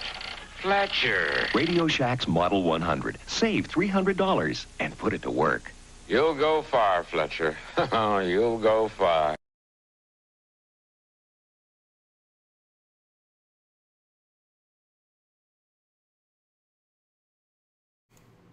Wow. come back The to. new show. Oh yeah. Where is? We're back. Yes, we're back. And So just real quick before we jump into the gaming news. Yep. With Curtis. I did want to mention that Robinhood actually does have instructions built right into the game. You do need a joystick for it. And I did forget to mention the live Game On challenge that we had on Thursday night, so I will just quickly look at that. So as you can see, we had a lot of people in playing Joey. Some people were just hanging around talking, but I think at one point we had 7 people playing. So yes, we did. We did pretty good there. So there we go, 7 people. We even had the infamous Buck Owens in. Yeah, Buck Owens even came in, and unfortunately he short-circuited blew a our little bit and socks only off. made it to level 5. So. All right, well, that's so it was a good, successful live gaming evening. So yeah, join us again this coming Thursday to try Robin Hood, or if you don't like that game, you can play a different one. You can even play more Jumping Joey. Or any one of Nick's other fine, incredibly polished games. I'll expect my check in the mail, Nick. Like Neutroid? Neutroid. That's Curtis's favorite. It's my favorite. I think I'm the only person that likes that game, am I? Yeah, I think so. Yeah, pretty much. I guess I'm the only person that has good taste. Yep. All right, well, that's all I have to say, so. All right. We're Is going Snoopy's check in the mail? Taste anyway, good or otherwise.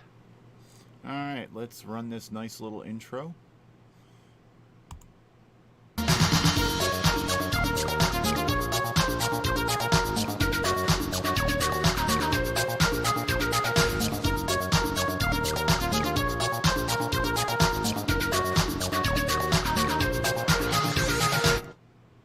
All right.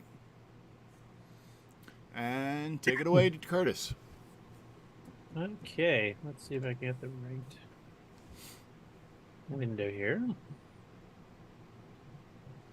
Okay, if you're seeing Paul Shoemaker's name near the top of the screen, then I'm sharing the right one. Yep.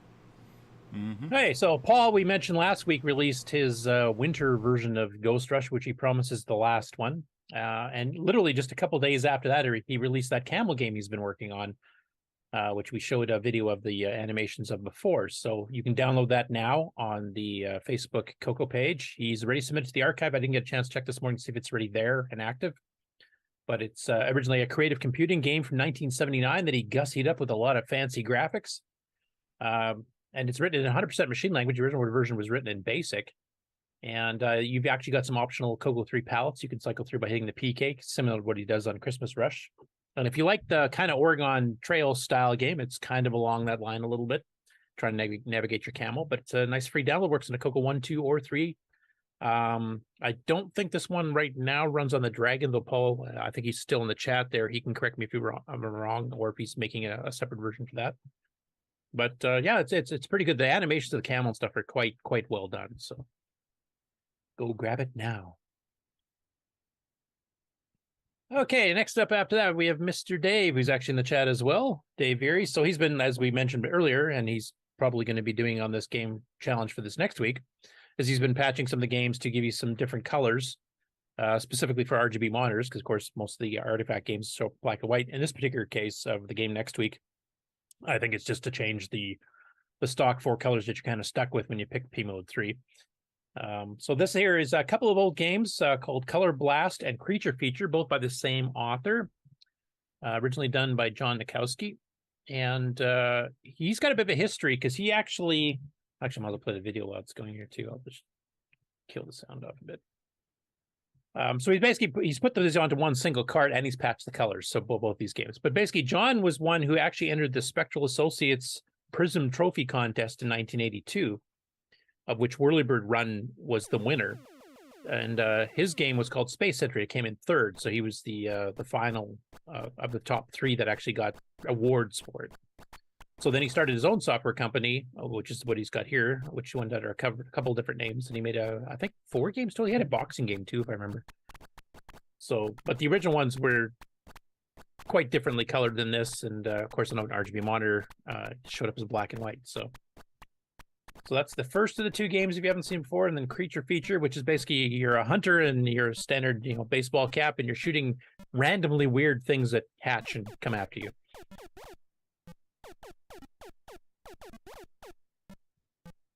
So anyway, I believe he's actually put those up for download on the Discord, so if anybody wants to grab those patched versions and run them on an RGB monitor, or if they want to make an actual flash cartridge or even a real cartridge, it's actually set up to run on the cartridge too, so you can actually put that in as a plug-in card.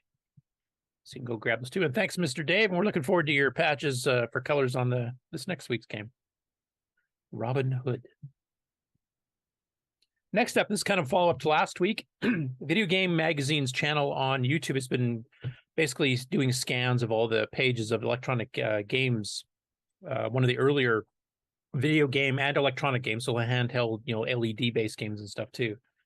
And it was one of the few that covered multiple platforms that actually did cover the CoCo a fair bit during its first few issues. So we mentioned, like last week, we showed a few.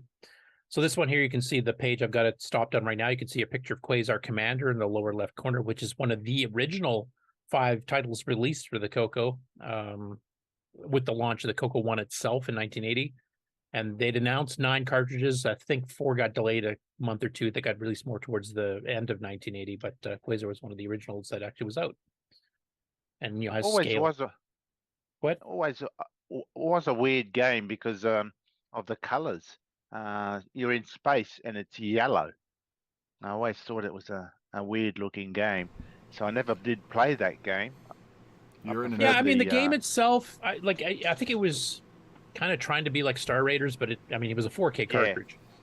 But the scaling graphics and stuff, the author Robert Kilgus, who else did Skiing, which is one of the best 3D skiing games of any machine of that era, kind of used the same scaling routine, same as Dino Wars does. So he was really good at that kind of math I don't understand. And he has a couple different ships that scale up. He's got that standard TIE fighter looking one that's in the screenshot here, and he's got a few others too, and there's like radar views you can fiddle with and stuff. So it's actually a pretty decent game for 4K. It kind of showed off what a 6809 could do with the the math functions built in. But it wasn't the funnest game to play. I'd say Project Nebula is a much better Star Raider style game. That was the better one there. Yeah. But there's multiple mentions of the CoCo in this one, and I think I wrote down a couple spots.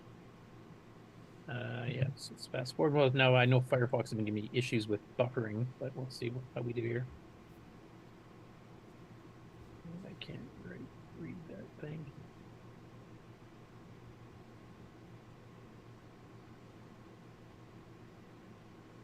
So I'll let the panel pick, but there's 2 CoCo games pictured on this page, and just wondering if you guys know which ones are which, because they actually don't label them with the name. Space Intruders and Polaris. No, Space Intruders was yours, Nick. What was that one called? Space Assault? Yep. No, it was, yeah. And Polaris? Yep, correct. Yeah. So Space Assault, well, these are both 4K games, but Space Assault is one that the Image producers made. It's not my favorite Space Invaders by far. It's joystick controls are a little bit too fast because they use the analog to position your player across the bottom. And the sound effects are, I guess the polite way of saying is farting noises. So it's not my favorite one. But Polaris is actually one of the best home computer ports of Missile Command, to be honest. Yeah. That's my vote, yes. Yeah. I know Ron is very much partial to defense, and if you're a fan of the Atari 2600 version of Missile Command, that is a better clone of that. This is more cloned off the arcade with 3 separate launches that you can actually control with the keyboard, and both left and right side keys, so if you're left-handed, right-handed, doesn't matter. Also plays pretty good with a trackball on this thing. And the colors are more suited as well. And they rotate, like you get all 8 colors as you're playing the game. It has like night missions when it's dark blue and stuff. So Polaris was a really early game that made the CoCo look good. Yeah, good sound effects. This game so much better than other machines did. Yeah, this is one of the ones when I took my CoCo to high school to compete against the Apple IIs and the Ataris that other people brought in, because on Friday evenings we'd sometimes stay late and everybody would bring their home machines there so we could all try each other's stuff, right?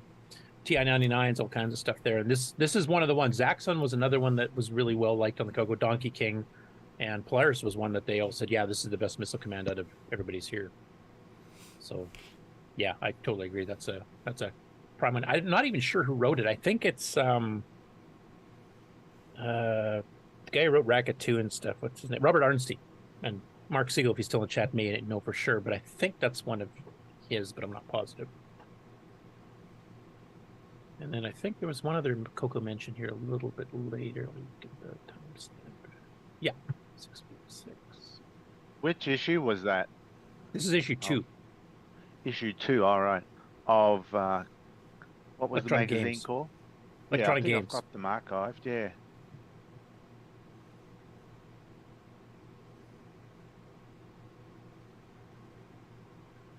Oh, yeah, actually, it's on here. So if you can see on the right page of the 2 pages that are scanned here under Computer Playland, which is the middle column down near the bottom, they review Meteoroids by Spectral Associates. So as I mentioned last week, this is one of the magazines that actually was getting into third-party stuff, not just the Tandy stuff, this early on. So Meteoroids was one that Tandy eventually liked so much they bought it out and resold it as Microbes. So this is the original release by Spectral themselves before it got changed to the name. And they were kind of a little bit, they basically liked it. Now, at this point, and I think, can't remember if Meteoroids did this or not too, but basically you use both joysticks because one controlled the firing direction, the other one controlled the flight direction. And I can't remember if they kept that in Microbes or they changed that. I know their Space War did the same thing too. So it's a bit awkward to play if you're... I usually played it 2 players, actually. I had one person controlling the ship movement and one controlling the firing. That seemed to work better. But it's just cool because, I mean, most of the video game magazines that were out at this time, like Video Game Player and a bunch of others, they just covered the basics, like the VIC-20, the C64, the Atari 400, 800, the consoles, the Intellivision, the ColecoVision. That's it. They just covered the main guys. They didn't cover us or the Tier City Model 1-3s or any of the slightly, lesser common machines. But this one did, and this is one of the reasons I actually did buy this one fairly regularly back when they were first coming out. Yeah, it was a good mag, that. Yeah. Next up, this is not strictly CoCo or Dragon related, but kind of. So a lot of you are probably familiar with the game for the Dragon called Airball, where you're basically a big white ball and you got to navigate and not get punctured on spikes, and you have to jump around, and it's kind of an isometric view. And it was got multi-voice music in it. It's one of those pixel perfect games too, which is really difficult. Apparently there was plans to make a version of it for the NES a while ago, and it got canceled, but somebody actually went in and finished it now. And it's now available on the NES as of this past week, and it's in full color now instead of black and white, because the original is 226-192 black and white for the PAL Dragon specifically. I don't think we've covered Airball on the channel on the gaming. Have we, Ken? Pretty sure we have not. No, I do not believe we have. Okay, because if we do end up picking it, if you guys think Nick's game's frustratingly hard, oh boy, are you in for a treat. That would be one of the reasons I have not picked it yet. It makes Manic Miner and Jet Set Willie look easy. Once you get kind of used to controls, it's not too bad. Like I could actually get through a few screens, but it's interesting seeing this where they actually have it in full color, because that's quite different, and it's available on the NES and on the Game Boy Advance. So that's it's kind of cool that a game that was created on the Dragon eventually got ported to the CoCo, and now it's being ported to like the the actual console games in full color. It usually goes the other way around. It doesn't usually go that direction as far as porting. So that was really cool. So thanks to Brian Joyce for pointing that out, because I would have missed that otherwise. Next up, this is a channel on Twitch, and also he puts them on YouTube, kind of like we do, so it's live on Twitch. And he's been going through the history of video games. Now he's covering consoles, home computers, and the arcade, and he does it by year. So he did some stuff in 79, and now he's doing 1980. And he's trying to do it in chronological order. So if he has release dates specifically for certain games, he'll do those first, and anything that's left over that just says copyright 1980, but he doesn't know when it came out, he does these more generic ones where he just goes alphabetically through all these ones here. So right now he's going through the generic 1980 stuff, and he's had about 3 episodes in the last month and a half that have actually covered a couple of the early CoCo games, because of course the CoCo one got released in 1980. So the first one he did here was backgammon. This screenshot I think somebody else had made because it's got the RGB color composite thing mixed up, so it's got the grays. When he actually goes to play it in the emulator a little bit later, it actually comes out proper. Yeah, that looks better. It looked good in that color set too. Yeah, this is one where it actually really worked well. Yeah. And this is also one of the original 5, original 9, depending on how you want to view it. The very first soft releases for the CoCo. And this is one I have absolutely no clue who wrote. Not the foggiest idea. It just says Tandy copyright, so somebody internal. But he didn't play it too much because, I mean, backgammon's a little bit boring to watch. So anyway, that was the first video that I stumbled upon.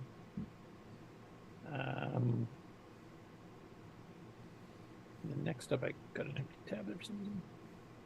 So the next episode, he went and he covered Dino Wars, and they called it We Go Berserk, because Berserk was one of the highlight games of this. And he does multiple games on a stream. He doesn't just pick a single game for a single stream. He picks about a dozen and goes through them. So this one, he played Dino Wars, but now in the emulator here, he didn't realize at first it's a 2-player game.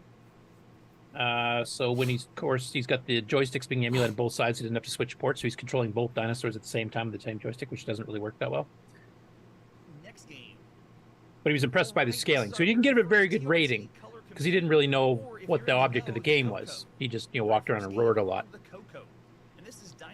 So he got what's that? It's good that he uses a Model 1 CoCo in the other page. Yeah, and he actually shows like the manual, the boxing. Like he does a pretty good, thorough job, and he does this for all the platforms. And he picks, more obscure ones too, like the Exidy Sorcerer's one. He's covered a few of, etc. Oh wow! So I'm going to start following his channel. Here's the RGB composite thing again. Yeah. Anyway, he gave it a pretty poor rating. He was impressed by the graphic scaling, especially for 1980, but the gameplay he didn't really get. Now, one thing he does have is he has people actively watching the streams, and he's got people actively commenting afterwards, and actually somebody went and corrected and explained to him how it's supposed to work. So he ended up going back and doing a re-review of it, basically, and re-rated it again, and giving a much higher one. So I'll play a little bit of that clip, because this is the correction video when he's doing his next episode. And the first thing we need to do before moving on to our next game I'll is just go play back. a bit, just so you can kind of see I have to re-rate what this his channel's live like. on air. This is Dino Wars, and if you missed the last episode, this was our first game on the TRS-80 color computer, or the CoCo. And I actually didn't understand the full concept of the game, because when we do these games one by one live, not every time I'm going to get everything correct. Now, when I first played Dino Wars, I thought it was 2 dinosaurs fighting, and when I booted up the game, was playing, it just looked like dinosaurs walking around, so I didn't really give it much heart. But after getting schooled online, I learned that Dino Wars is a one-on-one fighting game. It is 2 dinosaurs that are fighting. That is health bars on either side of the 100%, and you can move in and out of the foreground and walk around almost like in a 3D space. So you can actually walk way back to where the mountains are, then move all the way up and have this giant sprite on the screen. The sprites scale on the screen. Now, it doesn't have a lot of fighting mechanics, like Primal Rage. You only have 2 attacks. But the idea that someone made this for a home computer and you could play it on the home computer, we are raising it up to 4 stars. Definitely for Dino Wars. So re-rating 4 stars for Dino Wars. That's the only one we're going to do this time. Let's move on. So anyway, it's interesting because a lot of people do their initial reviews and then they're on to the next game and they never revisit, especially if they didn't really understand the game concept. So that's really cool. And he's done this with other non-CoCo related games as well too, where he's tried firing something up and it couldn't quite get it to work properly or didn't understand what you're supposed to do. But he will go through and correct it, which is nice. So I'm going to start following him because it looks like, there's a lot of stuff coming in 80, 81, 82, etc. That will be CoCo related, or even if he starts playing some of the Dragon stuff in 82. So I'll be sure to highlight some of his stuff here. But he's interactive in the chat. I actually watched his live stream for the first time last night. No CoCo stuff related there. But he played some old games from the Apple II I knew and stuff, and I was doing comments, and he definitely checks the chat out like we do, where he interacts with the chat live. So that's a really cool thing too, because I like that type of show. That's one of the things I like best about our show. So definitely check him out if you're into retro gaming in general. Like I said, he covers arcade consoles, he covers home computer consoles, and he covers home game consoles. So he's going through the whole gamut. And like I said, he also does some of the more obscure ones like the Exidy Sorcerer. He went through Apple IIs and Ataris and then CoCo and Tier City Model 1 and 3s. He's done a few of those too. So a lot of good history there. And good. just so you know, this is his page on Twitch if you want to watch him live. He records every weekday. So Monday through Friday, he does a stream every single day, multiple games per stream, and he starts at 9 p.m. Eastern, I believe. Or sorry, 9 p.m. Central or 8 p.m. Central. I can't remember. He says that if you watch his little blurb video that kind of explains the channel, that gives you the details. But he records 5 days a week, multiple games per day. So if you're really into retro gaming, I'd highly recommend his channel. That's it for the Game On news. So I will get ready to switch over to the regular stuff. I don't know if you want to play an intro there, Slippery, or should I just go straight into it? Just go straight into it. Okay. It looked like you're busy soldering or something there. No, my back is killing me, so I'm like bending down to make it feel better. Oh, okay. Thought you were pouring over a circuit board or something. Nope. He's falling asleep. Well, aren't we all? Isn't this just the nap time? Yeah, pretty much.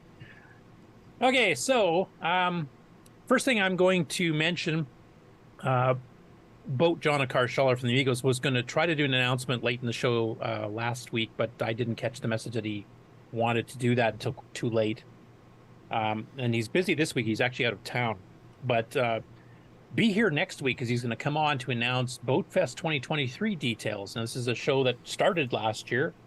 And much thanks to Franklin Harris of Retro Rewind because he actually got me down to the show to participate, and I even was on their CoCo Show Live. But if you guys are into retro gaming in general or just retro computers in general, it's a fun show. We were pretty crowded last year, so they've got a bigger venue with about twice as much space. People are going to be bringing Vectrixes and all kinds of consoles. They had a big, I think, a 6 or 8 multiplayer game going on one of the consoles, which was pretty rare even for that console to get that used. And there's some other plans for big, massive multiplayer stuff too. There's the challenge against Brent, where you have to play with these little microscopic joysticks, and try to beat him. I think they're doing a fighting game. I can't remember if it's Mortal Kombat or what it is, but something like that.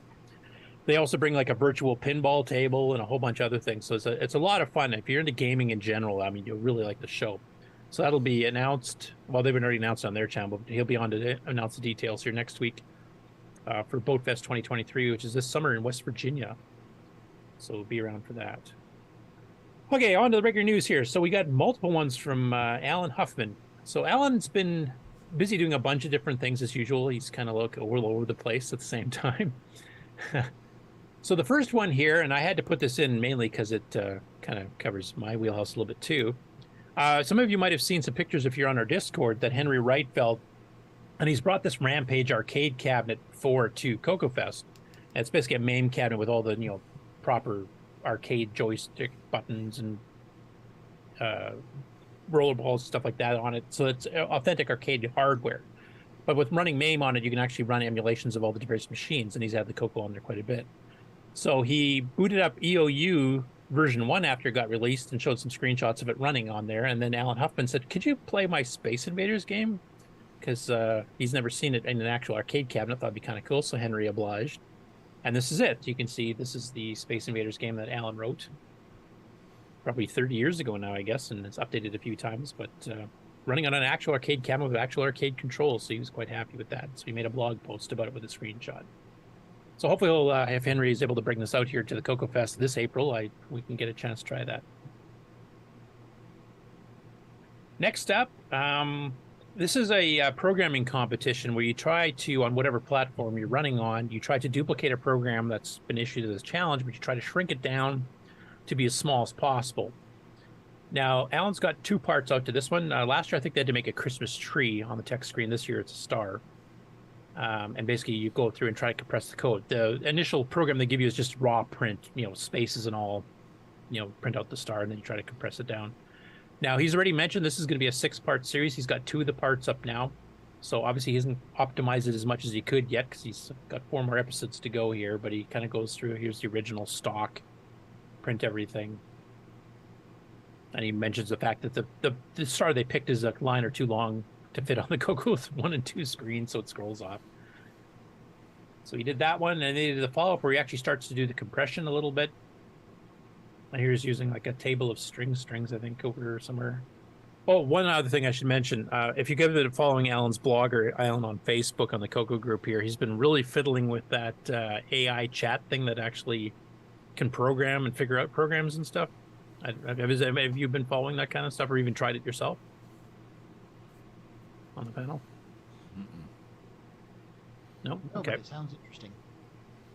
Yeah, so it's called Open GPT or something. I can't remember. It looks like I forgot to write it down, but basically he pumped it into there, and he said, output in BASIC, how I would do this type thing, and here it did, but unfortunately it's like a much newer version of BASIC. Looks closer to BASIC 09 type thing, but it did jam out some code. And then he started going into his own compression here, where he's actually using tables of numbers for strings of spaces followed by the asterisks. And it actually ended up being a little bit bigger. So he's got some more work to do, as he says. But and then when he did get it working here, he had a few gaps he had to fix up too. So it's basically just running through, how he optimized the code. And we'll see where he ends up at the end of part 6. The other thing he did this week also, he decided to try CMOC for the first time, because he's done some C programming under OS 9 or Nitrous 9, but he's never done any of the C compilers for the regular disk basic. Now, there was a few of them back in the day. I know I had one called, it was a small C implementation of KNR by Duggar's Growing Systems that came out in 83, I think, originally. So we had a few small Cs back then. CMOC, of course, is the more modern one by, what is it, Pierre Serzin? Am I getting the name right? Who's also published libraries for it for doing graphics and disk I/O and sound and all kinds of stuff. And it works with both OS 9 and with Disk Basic. So this is the very first C program he's ever tried using CMOC. And he had a few tribulations, getting it all set up due to various, kinds of C compilers that are underneath that actually handle the actual conversion and stuff here too. But he eventually did get it running. And he's got his first little hello program that he did here to clear the screen. And he's going to keep experimenting with it. We'll see what he comes up with here. And this is more going into the AI thing again. And his title of this one is kind of interesting in the title of the article. I will never write a shell script again. And he was talking about using CMOC to do the build, and he wanted to automate the steps, build and copy the disk image, because he wants to just be able to click, or run a script and it'll do everything and create a disk image ready to run with the program you did.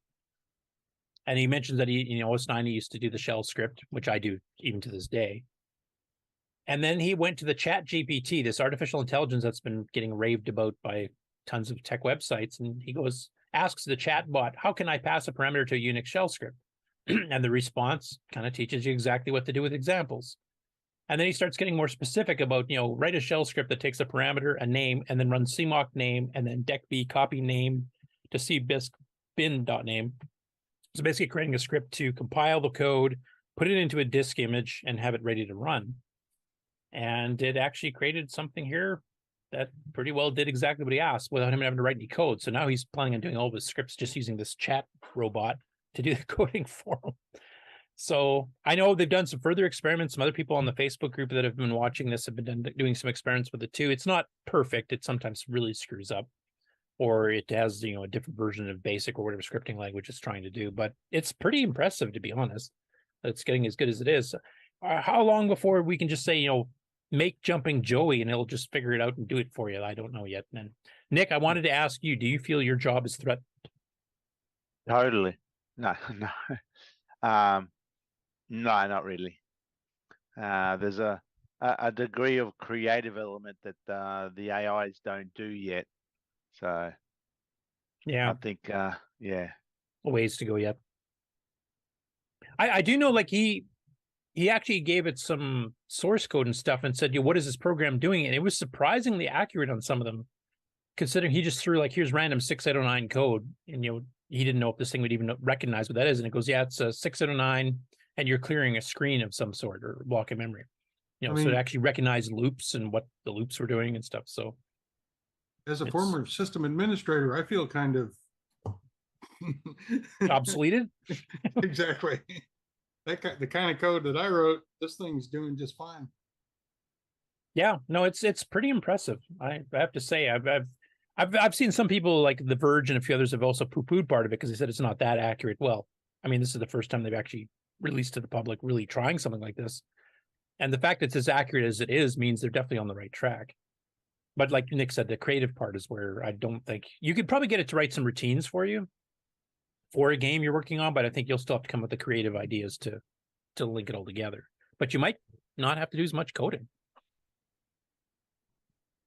So that was interesting.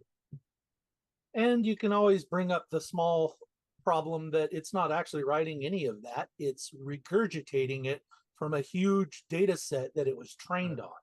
Right, hence no originality. Yeah. Now, I'm assuming that data set is growing based on other queries because some people have submitted code and stuff to it as they've been interfacing with it. So I'm assuming it gets better and better too, right? Well, it gets more and more code, but it's kind of like the internet. The more you add to it doesn't necessarily make it better. Very true. Okay, next up, and I'm going to absolutely slaughter this last name. So Konrad Peter Zakowski, something like that. Just notice I spelled his name wrong in the show notes. Anyway, he shared a video showing his loading a game via PC that is part of his museum collection in Poland. So he's got a retro museum in Poland, and he doesn't have a cassette recorder or an STC or anything else for his CoCo. And it's actually a CoCo 3, surprisingly enough, though he's loading a CoCo 2 game into it, actually a Dragon game originally. But he basically got it hooked up to his PC, and he's just pumping the audio through the earphone jack into the cassette input interface on the CoCo. So he's actually got this up and running. And you can see here in Polish his description. And then he also talks about, I did the Google Translate here. So if you're ever in Poland and you want to check out a computer museum that actually has a CoCo 3 up and running, this is the guy to talk to. I won't bother playing the video here because it just shows a little bit of a demo of the game playing. And it's one we've actually shown before on the show. But he was quite happy he actually got it working without having to buy all the extra hardware, trying to find a cassette deck, etc. This is an interesting one that appeared on medium.com, and it was trying to figure out the history of Christmas demos on home computers. And the CoCo is one of the earliest ones I mentioned here. There's a basic one written in 1982. Now, I do remember when we interviewed the image producers, Glenn Soggy had mentioned that he had made a Christmas demo for Radio Shack for Christmas 1980, which is 2 years earlier than the one they found here. But it's one that only basically got showed in a few local Chicago Radio Shacks at the time. And he's lost it since then, and he doesn't know anybody else that has it, so we can't show it, obviously. I seem to remember, though, didn't Tier City Microcomputer News publish some CoCo graphical Christmas demos before 1982 Christmas? I'm pretty sure. Does anybody else here remember any Christmas demos on the CoCo 1 from before that time?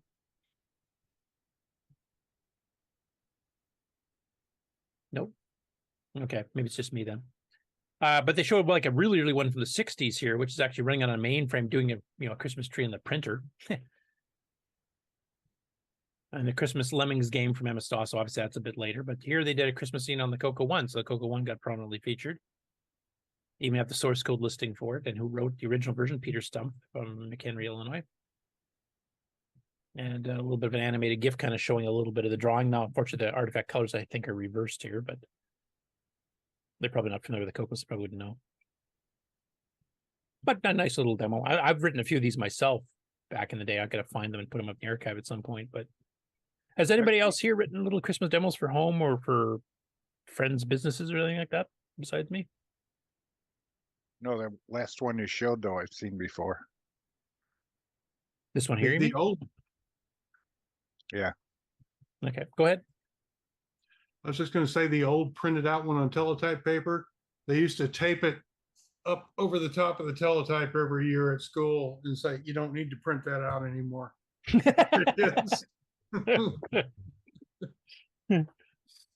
Yeah, it's a bit of a waste of paper and ink and ribbons, I guess. By 1,000 students, yeah. Christmas demo. I'm going to make a bigger one this year. Yeah. It's kind of cool, though, because they go through some of the other ones, like some of the Commodore 64 stuff, which, of course, looked a bit more advanced. We've got a few pretty advanced CoCo 3 ones I've seen, too. Even Tandy had that CoCo 3 Christmas demo from, it was at 87 or 88, where you get to watch the reindeer and stuff going across, and, the elves loading the Radio Shack truck to take stuff out to the stores. And oh, yeah. The Sierra one, which actually is included on EOU if you want to try that on the CoCo itself, is another one. That's the 10,000 version they showed there. But it goes through more advanced ones as they go. But I'm sure there was some CoCo ones before 82 Christmas. I'm almost 100% positive. So I'm gonna have to dig through my discs one of these days and see if I can find it. Next up, this is one I missed. So Glenn actually mentioned, because we mentioned another blog entry he did last week, but he mentioned you didn't mention this one. And he's right, I completely missed it. So this is another programming challenge type of thing. And this is called Code Golf, which is a website that has various people issuing challenges of making code as small as possible in the language of your choice. So it's not restricted to basic or machine language or C or anything like that. You can pick whatever you want. And you basically have to duplicate a task that somebody else has done on some other platform and see how well you do.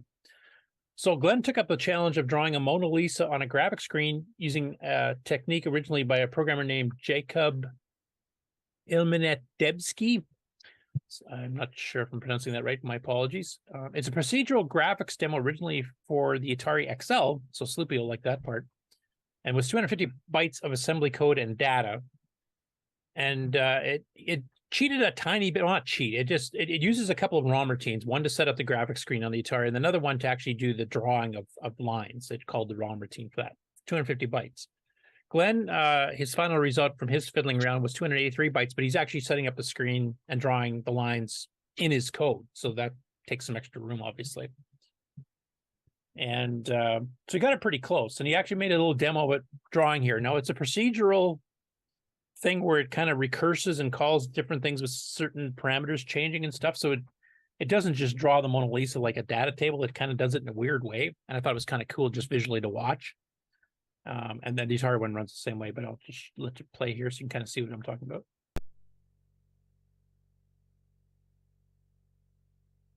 So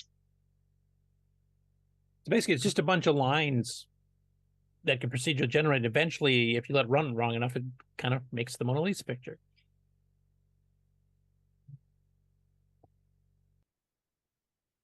Not bad for just over a quarter K. Another screensaver is born. Yeah. That would work very, very well for stuff like that.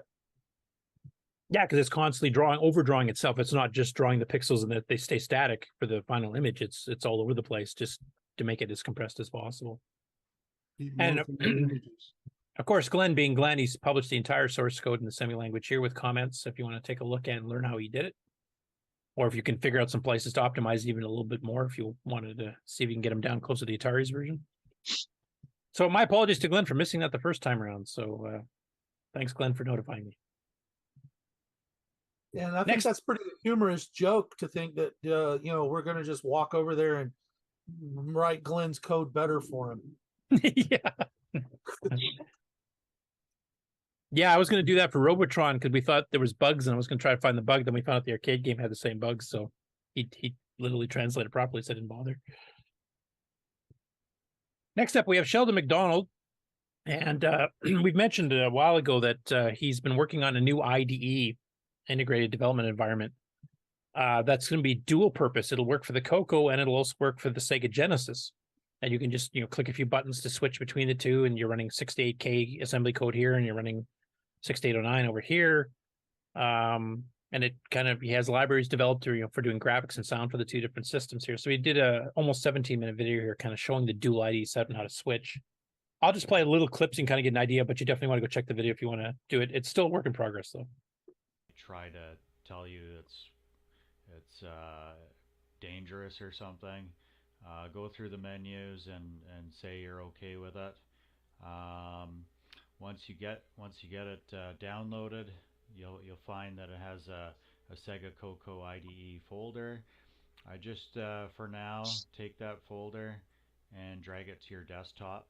Okay, and you'll have it like this. So this is the program here. You'll also need a prerequisite of DirectX 9.0C. If you have one of the later... So obviously this is Windows only at this point, but and he goes in and he kind of shows how the ID works. He shows you how to switch between the two different platforms for the destination. Some of the scripts that are set up to automatically run it as soon as you compile it, it makes the disk image and then fires up the emulator to run it immediately so you can test it fairly quickly. So it's kind of cool to see the progress here. And he's actually got a few games on both systems that he's been fiddling with. So it'll be interesting to see what else he comes up with and also where the ID itself goes. Next, this just got announced yesterday, I believe. So Jim Brain is sharing an event. He did this on the CoCo group, the Glenside group, the MC10 group, and a bunch of others. I was hoping maybe some of the Glenside officers would be here to kind of talk about it, because I don't know too much about it except for what I read here. But I'll just kind of give you the summary version, or you can go to the Facebook page to read the full one. I think he also posted to the CoCo listserv if you're on the CoCo mailing list. So he said basically, Glenside is planning to have a celebration of Tandy computers or work-alikes, which includes clones like the Alice, the Dragon, the CP400, etc. Sharing stories, etc. on December 30th. You can also do demos and things too. It will be a Zoom call starting at 6:30 p.m. Central Time and last as long as people are willing to hang out and talk. So basically, it'll be on the Zoom channel. He's actually got the link for it here, both on the post on the CoCo list and also on the Facebook posts as well in multiple groups. They even have it set up so if you don't have access to Zoom at that time, there's actually phone numbers you can do if you want to just get in on the audio part of the call and join the call there too. So I am planning, unless something else comes up that I'm not aware of at the current moment in time, I'm planning on actually popping by for that. I think that'd be a lot of fun. So, and anybody else that has seen this already, is anybody else planning on going to this besides me? I'm gonna try to swing by. Yeah. I hope to. Yep. I hope a lot of folks show up. Cool. Since we're actually off, like our show's off for a couple weeks over Christmas here, mainly because everybody that's working hard behind the scenes, they have to get all these new commercials and splash screens and intros and stuff all done. And it'll give some time for testing, etc. So while we have some, well-deserved time off for them to get all that stuff done, the rest of us can just join in on this. And that'll be like an extra, not a bonus episode, but an extra bit of CoCo goodness during that break time.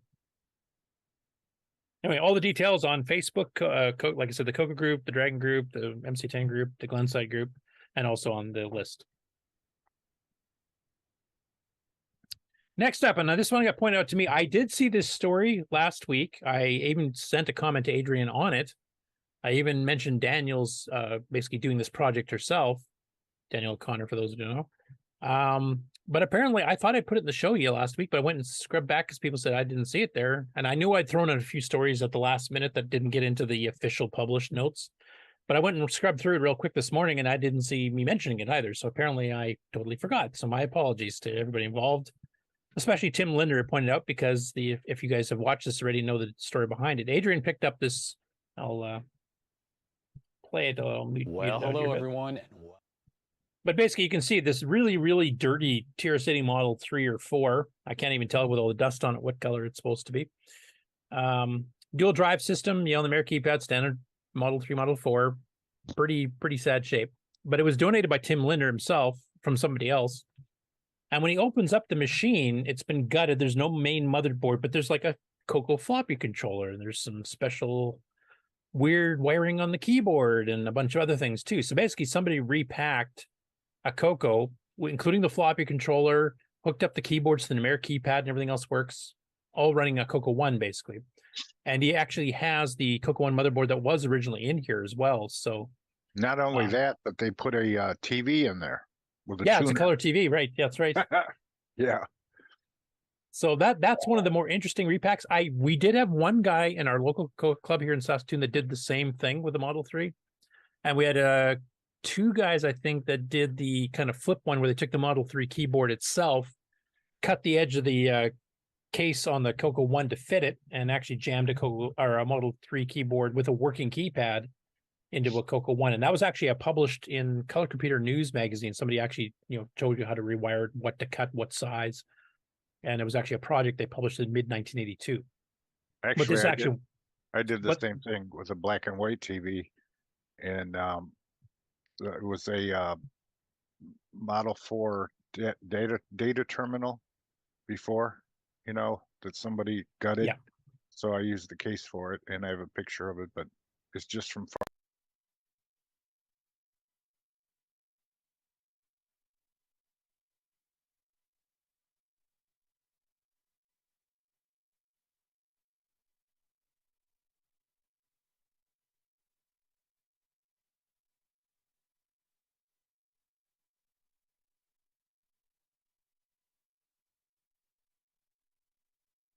Out, but left a lot of the other CoCo innards still in here.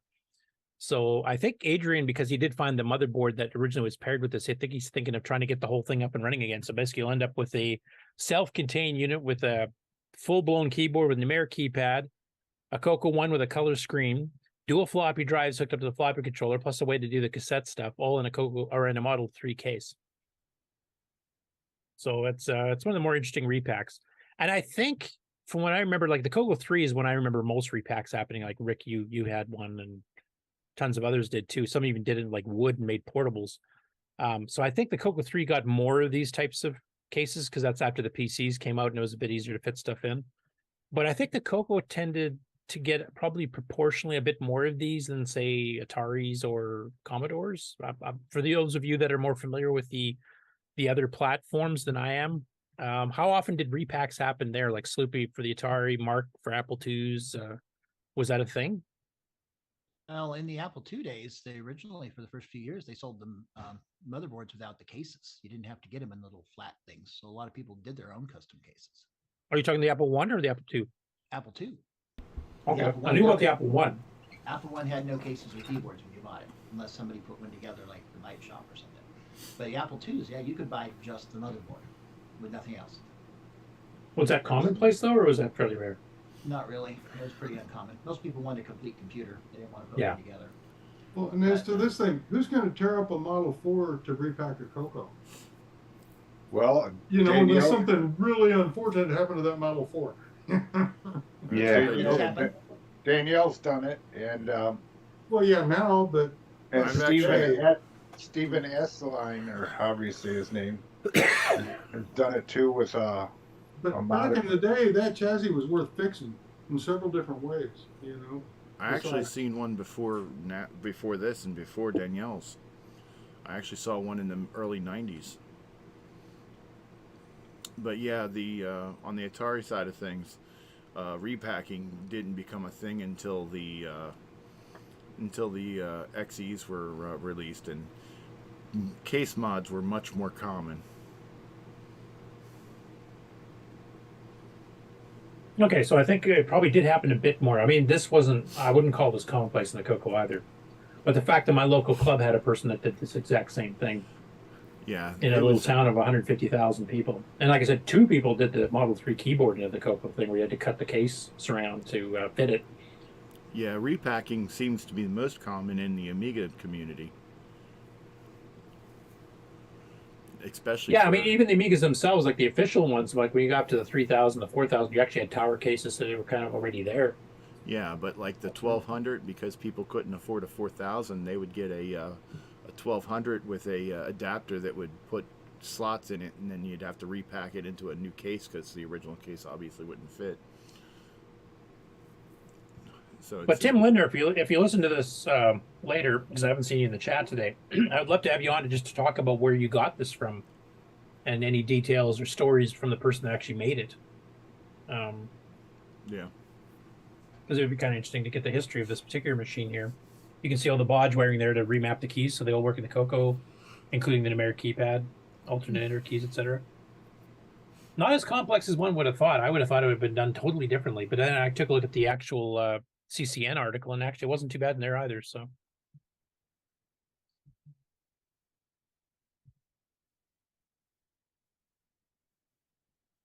pretty cool. But definitely check it out. It's 20-minute long video. There's probably going to be a follow-up. Here's the original CoCo One motherboard itself, which I think is a D or an E board, just judging by the looks of it.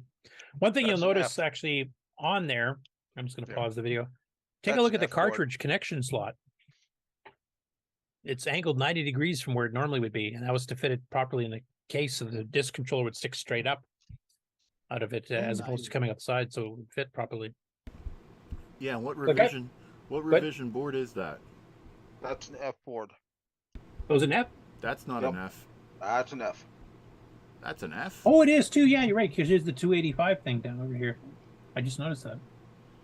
Plus the small shield and the fact that the keyboard connector's got the resistors above it there. Yeah, and that 285 number, serial number, or part number, whatever it is, on the left there, because that was only on the F boards. I'll have to look at my F again because my F was my first CoCo One. Yeah. So anyway, really interesting to see the project. Really interesting to Adrian, because when he opened it up, he had no idea. I guess if I understand correctly, and I wish Tim was here to kind of correct me if I'm wrong in this, but my understanding was he sent it to Adrian without explaining that there was a CoCo inside here. He just said, "Here's a heavily modeled Model 3. Check it out." And when at the beginning of the video, when he's cleaning up the screen, he notices that it doesn't look like a standard black and white, Model 3 monitor in there. And then when he takes it apart, of course, he finds out it's an actual TV set. So it was fun to watch his journey of exploration and figuring out exactly what the heck he had there. Next up, speaking of contests, because we've mentioned a few of them here lately, here's another one by Jim Gary. So we covered his port of the D-Doom game, which is kind of a little 3D dungeon crawl thing where you get to roll your own characters, but also had a map editor built in so you create your own levels. So Jim's going to do a little bit of a contest, and you can download the version of the game where he's designed his own 5 levels to go through. And your mission is to get the idol on level 5, and you have to document it with a proof of like a video play showing you getting the idol and winning, or a screenshot or something like that. And the first person to complete the game on the MC10 will win the coffee mug that you see here. And I don't know what to call this coffee mug. It's like a semi-graphics guy from one of the games that he did, and walks around. It might have been Load Runner or something like that. I can't remember, but basically you win the free coffee cup with some semi-graphics on it. And he's also got his blog spot we covered previously, kind of the history of the game and his conversion of it. And he had to fix some bugs in the original code, etc., added some features, etc. That's Jim's avatar picture. Oh, is it? Okay. Oh, yeah, you're right. Right up in the top left there. Duh.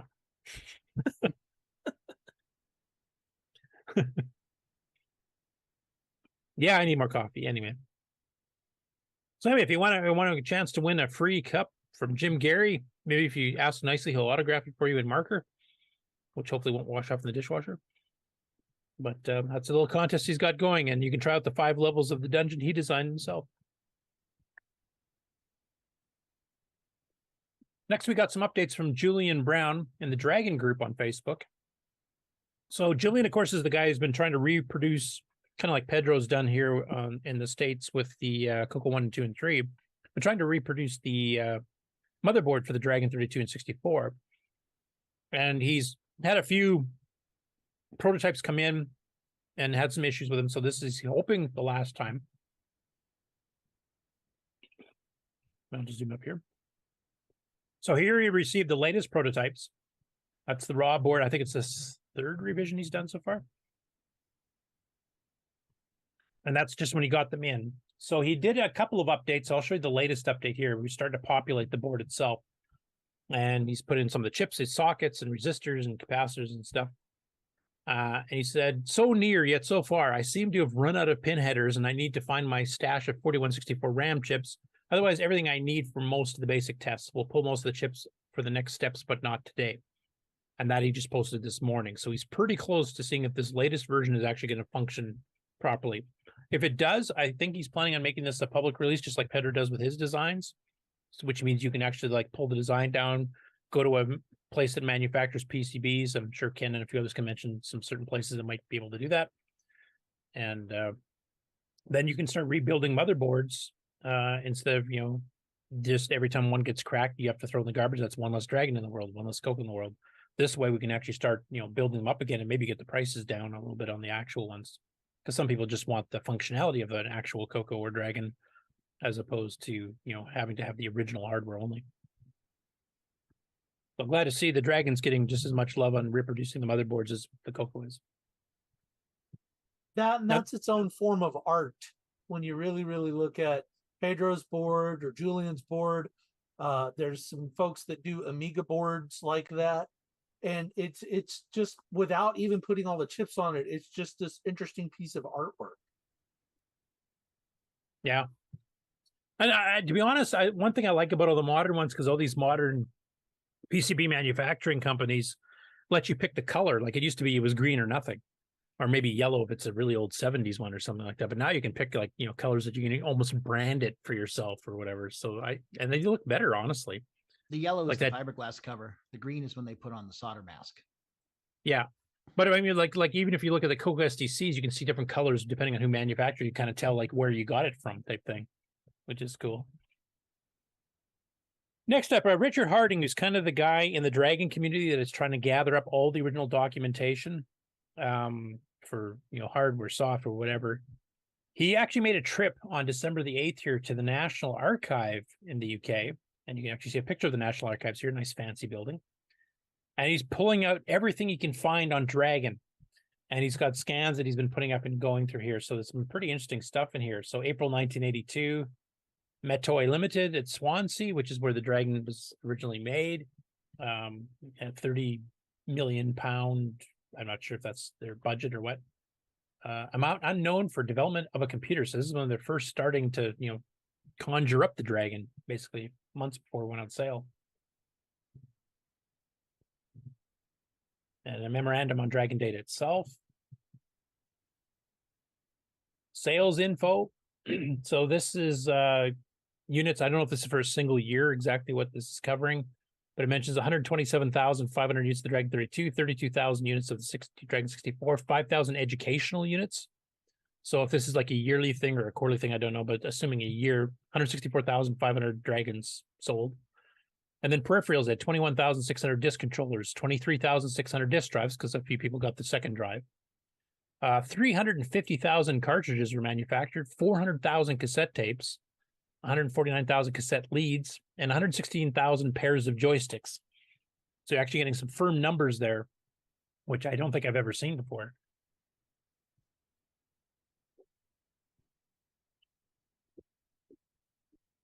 And here's some information on the building rental. So when they were renting out the space to actually do the manufacturing, etc., and what the square footage was. Like in here, it says the Kenfig one in West Glamorgan is 50,000 square feet for Dragon data.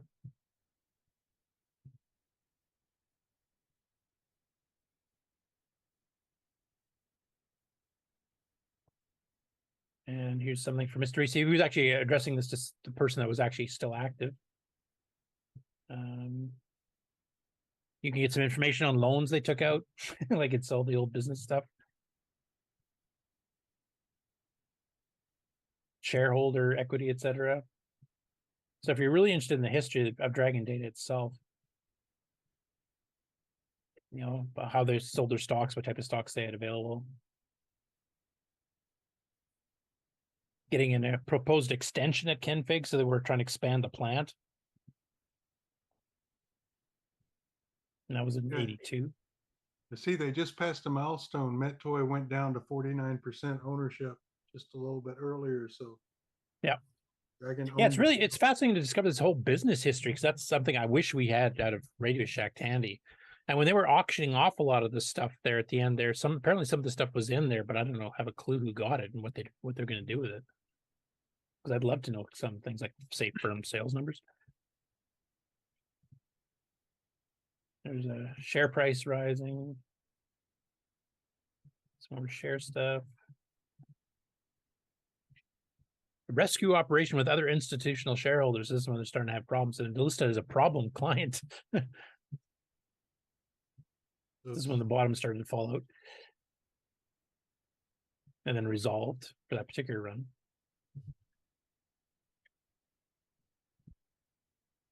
Here's where GEC looked at buying out Dragon data, basically. Likely outcome for 1983 and its business plan for 1984, but the latter is regarded as being both unrealistic and unsatisfactory. So you get to hear some of the inner workings of trying to get things going. And here, agreed to announce that GEC McMichael will take over the marketing of Dragon's products. The agency has been asked to attend a further shareholders meeting to discuss an electronic writing pad project. So that was some unreleased hardware, as far as I know. But they obviously had some future plans beyond the Dragon Alpha, Beta, etc. And here now they're listed as a major problem of investments. So this is when things were really not going well. It's kind of sad hearing that, but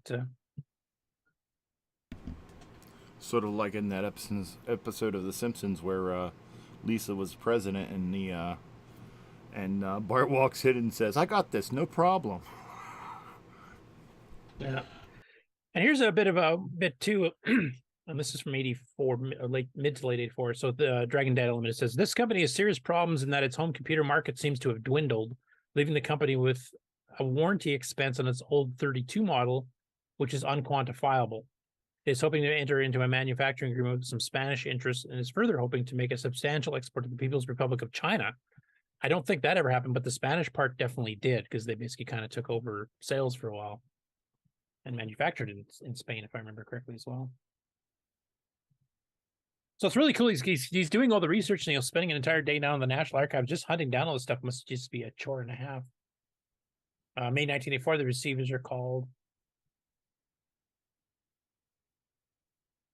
And then the Dragon Future Home Unit. This machine is to be developed during 1983 for a launch in early 1984. It will replace over a period of time the Dragon 32 and should incorporate the facility to link with Prestel and other TV systems together with a limited.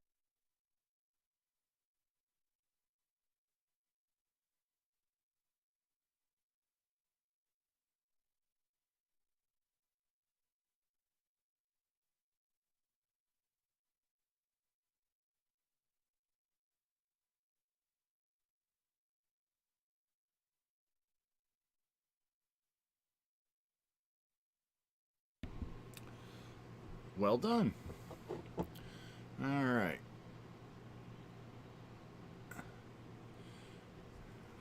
Now, let's see here. What do we do next? My cheat sheet's gone. Leave.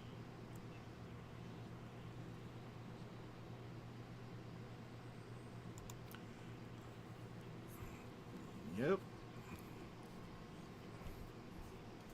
Yep.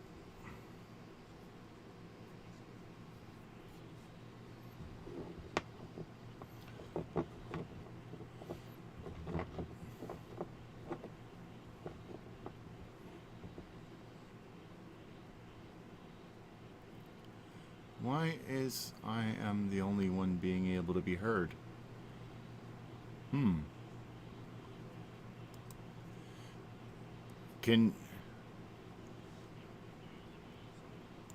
Why is... Okay, I broke it again. That's what everyone's saying. And... let's see.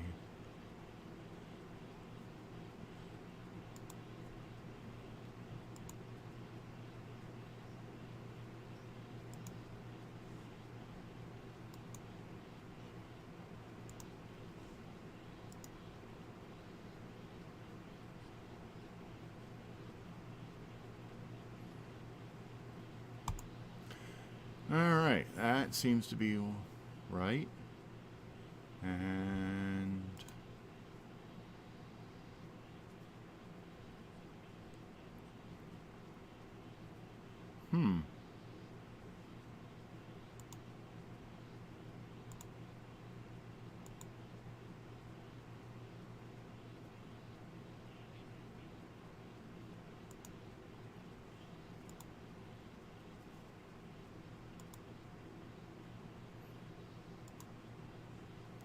yeah.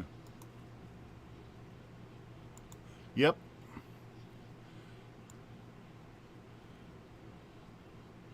Yeah, everything's up. What?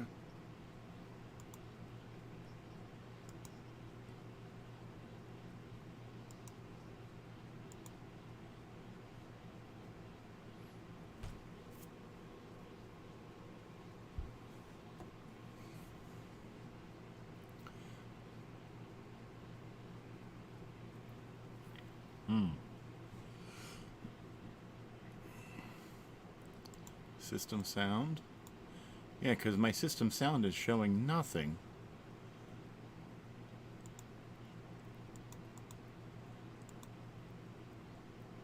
The button. Yeah, wave and hit the button.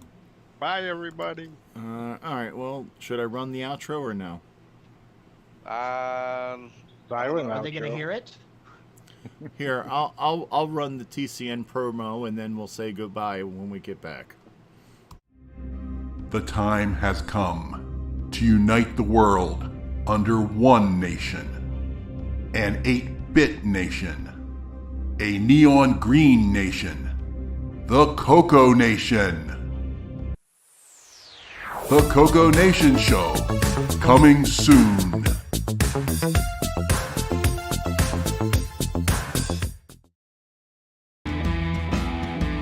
This concludes another episode of... No. Where is it? Yes, there it is. All right.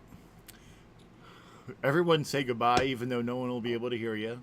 By the way, they just mentioned they actually heard us when you were playing the commercial when we were talking. Oh, really? We're coming Okay, out so over just play the commercial and we'll talk over it. Yeah. I think we're coming over now. Hey, the system sound thing is coming up and down. Cool. Now we're back. You don't have a clue what you did. Don't do whatever you did last time. DFL is my friend. Like we're on TV. This is what happens when we start from scratch with a new show. A color computer does not run this show. Yeah. Yeah. Maybe it should.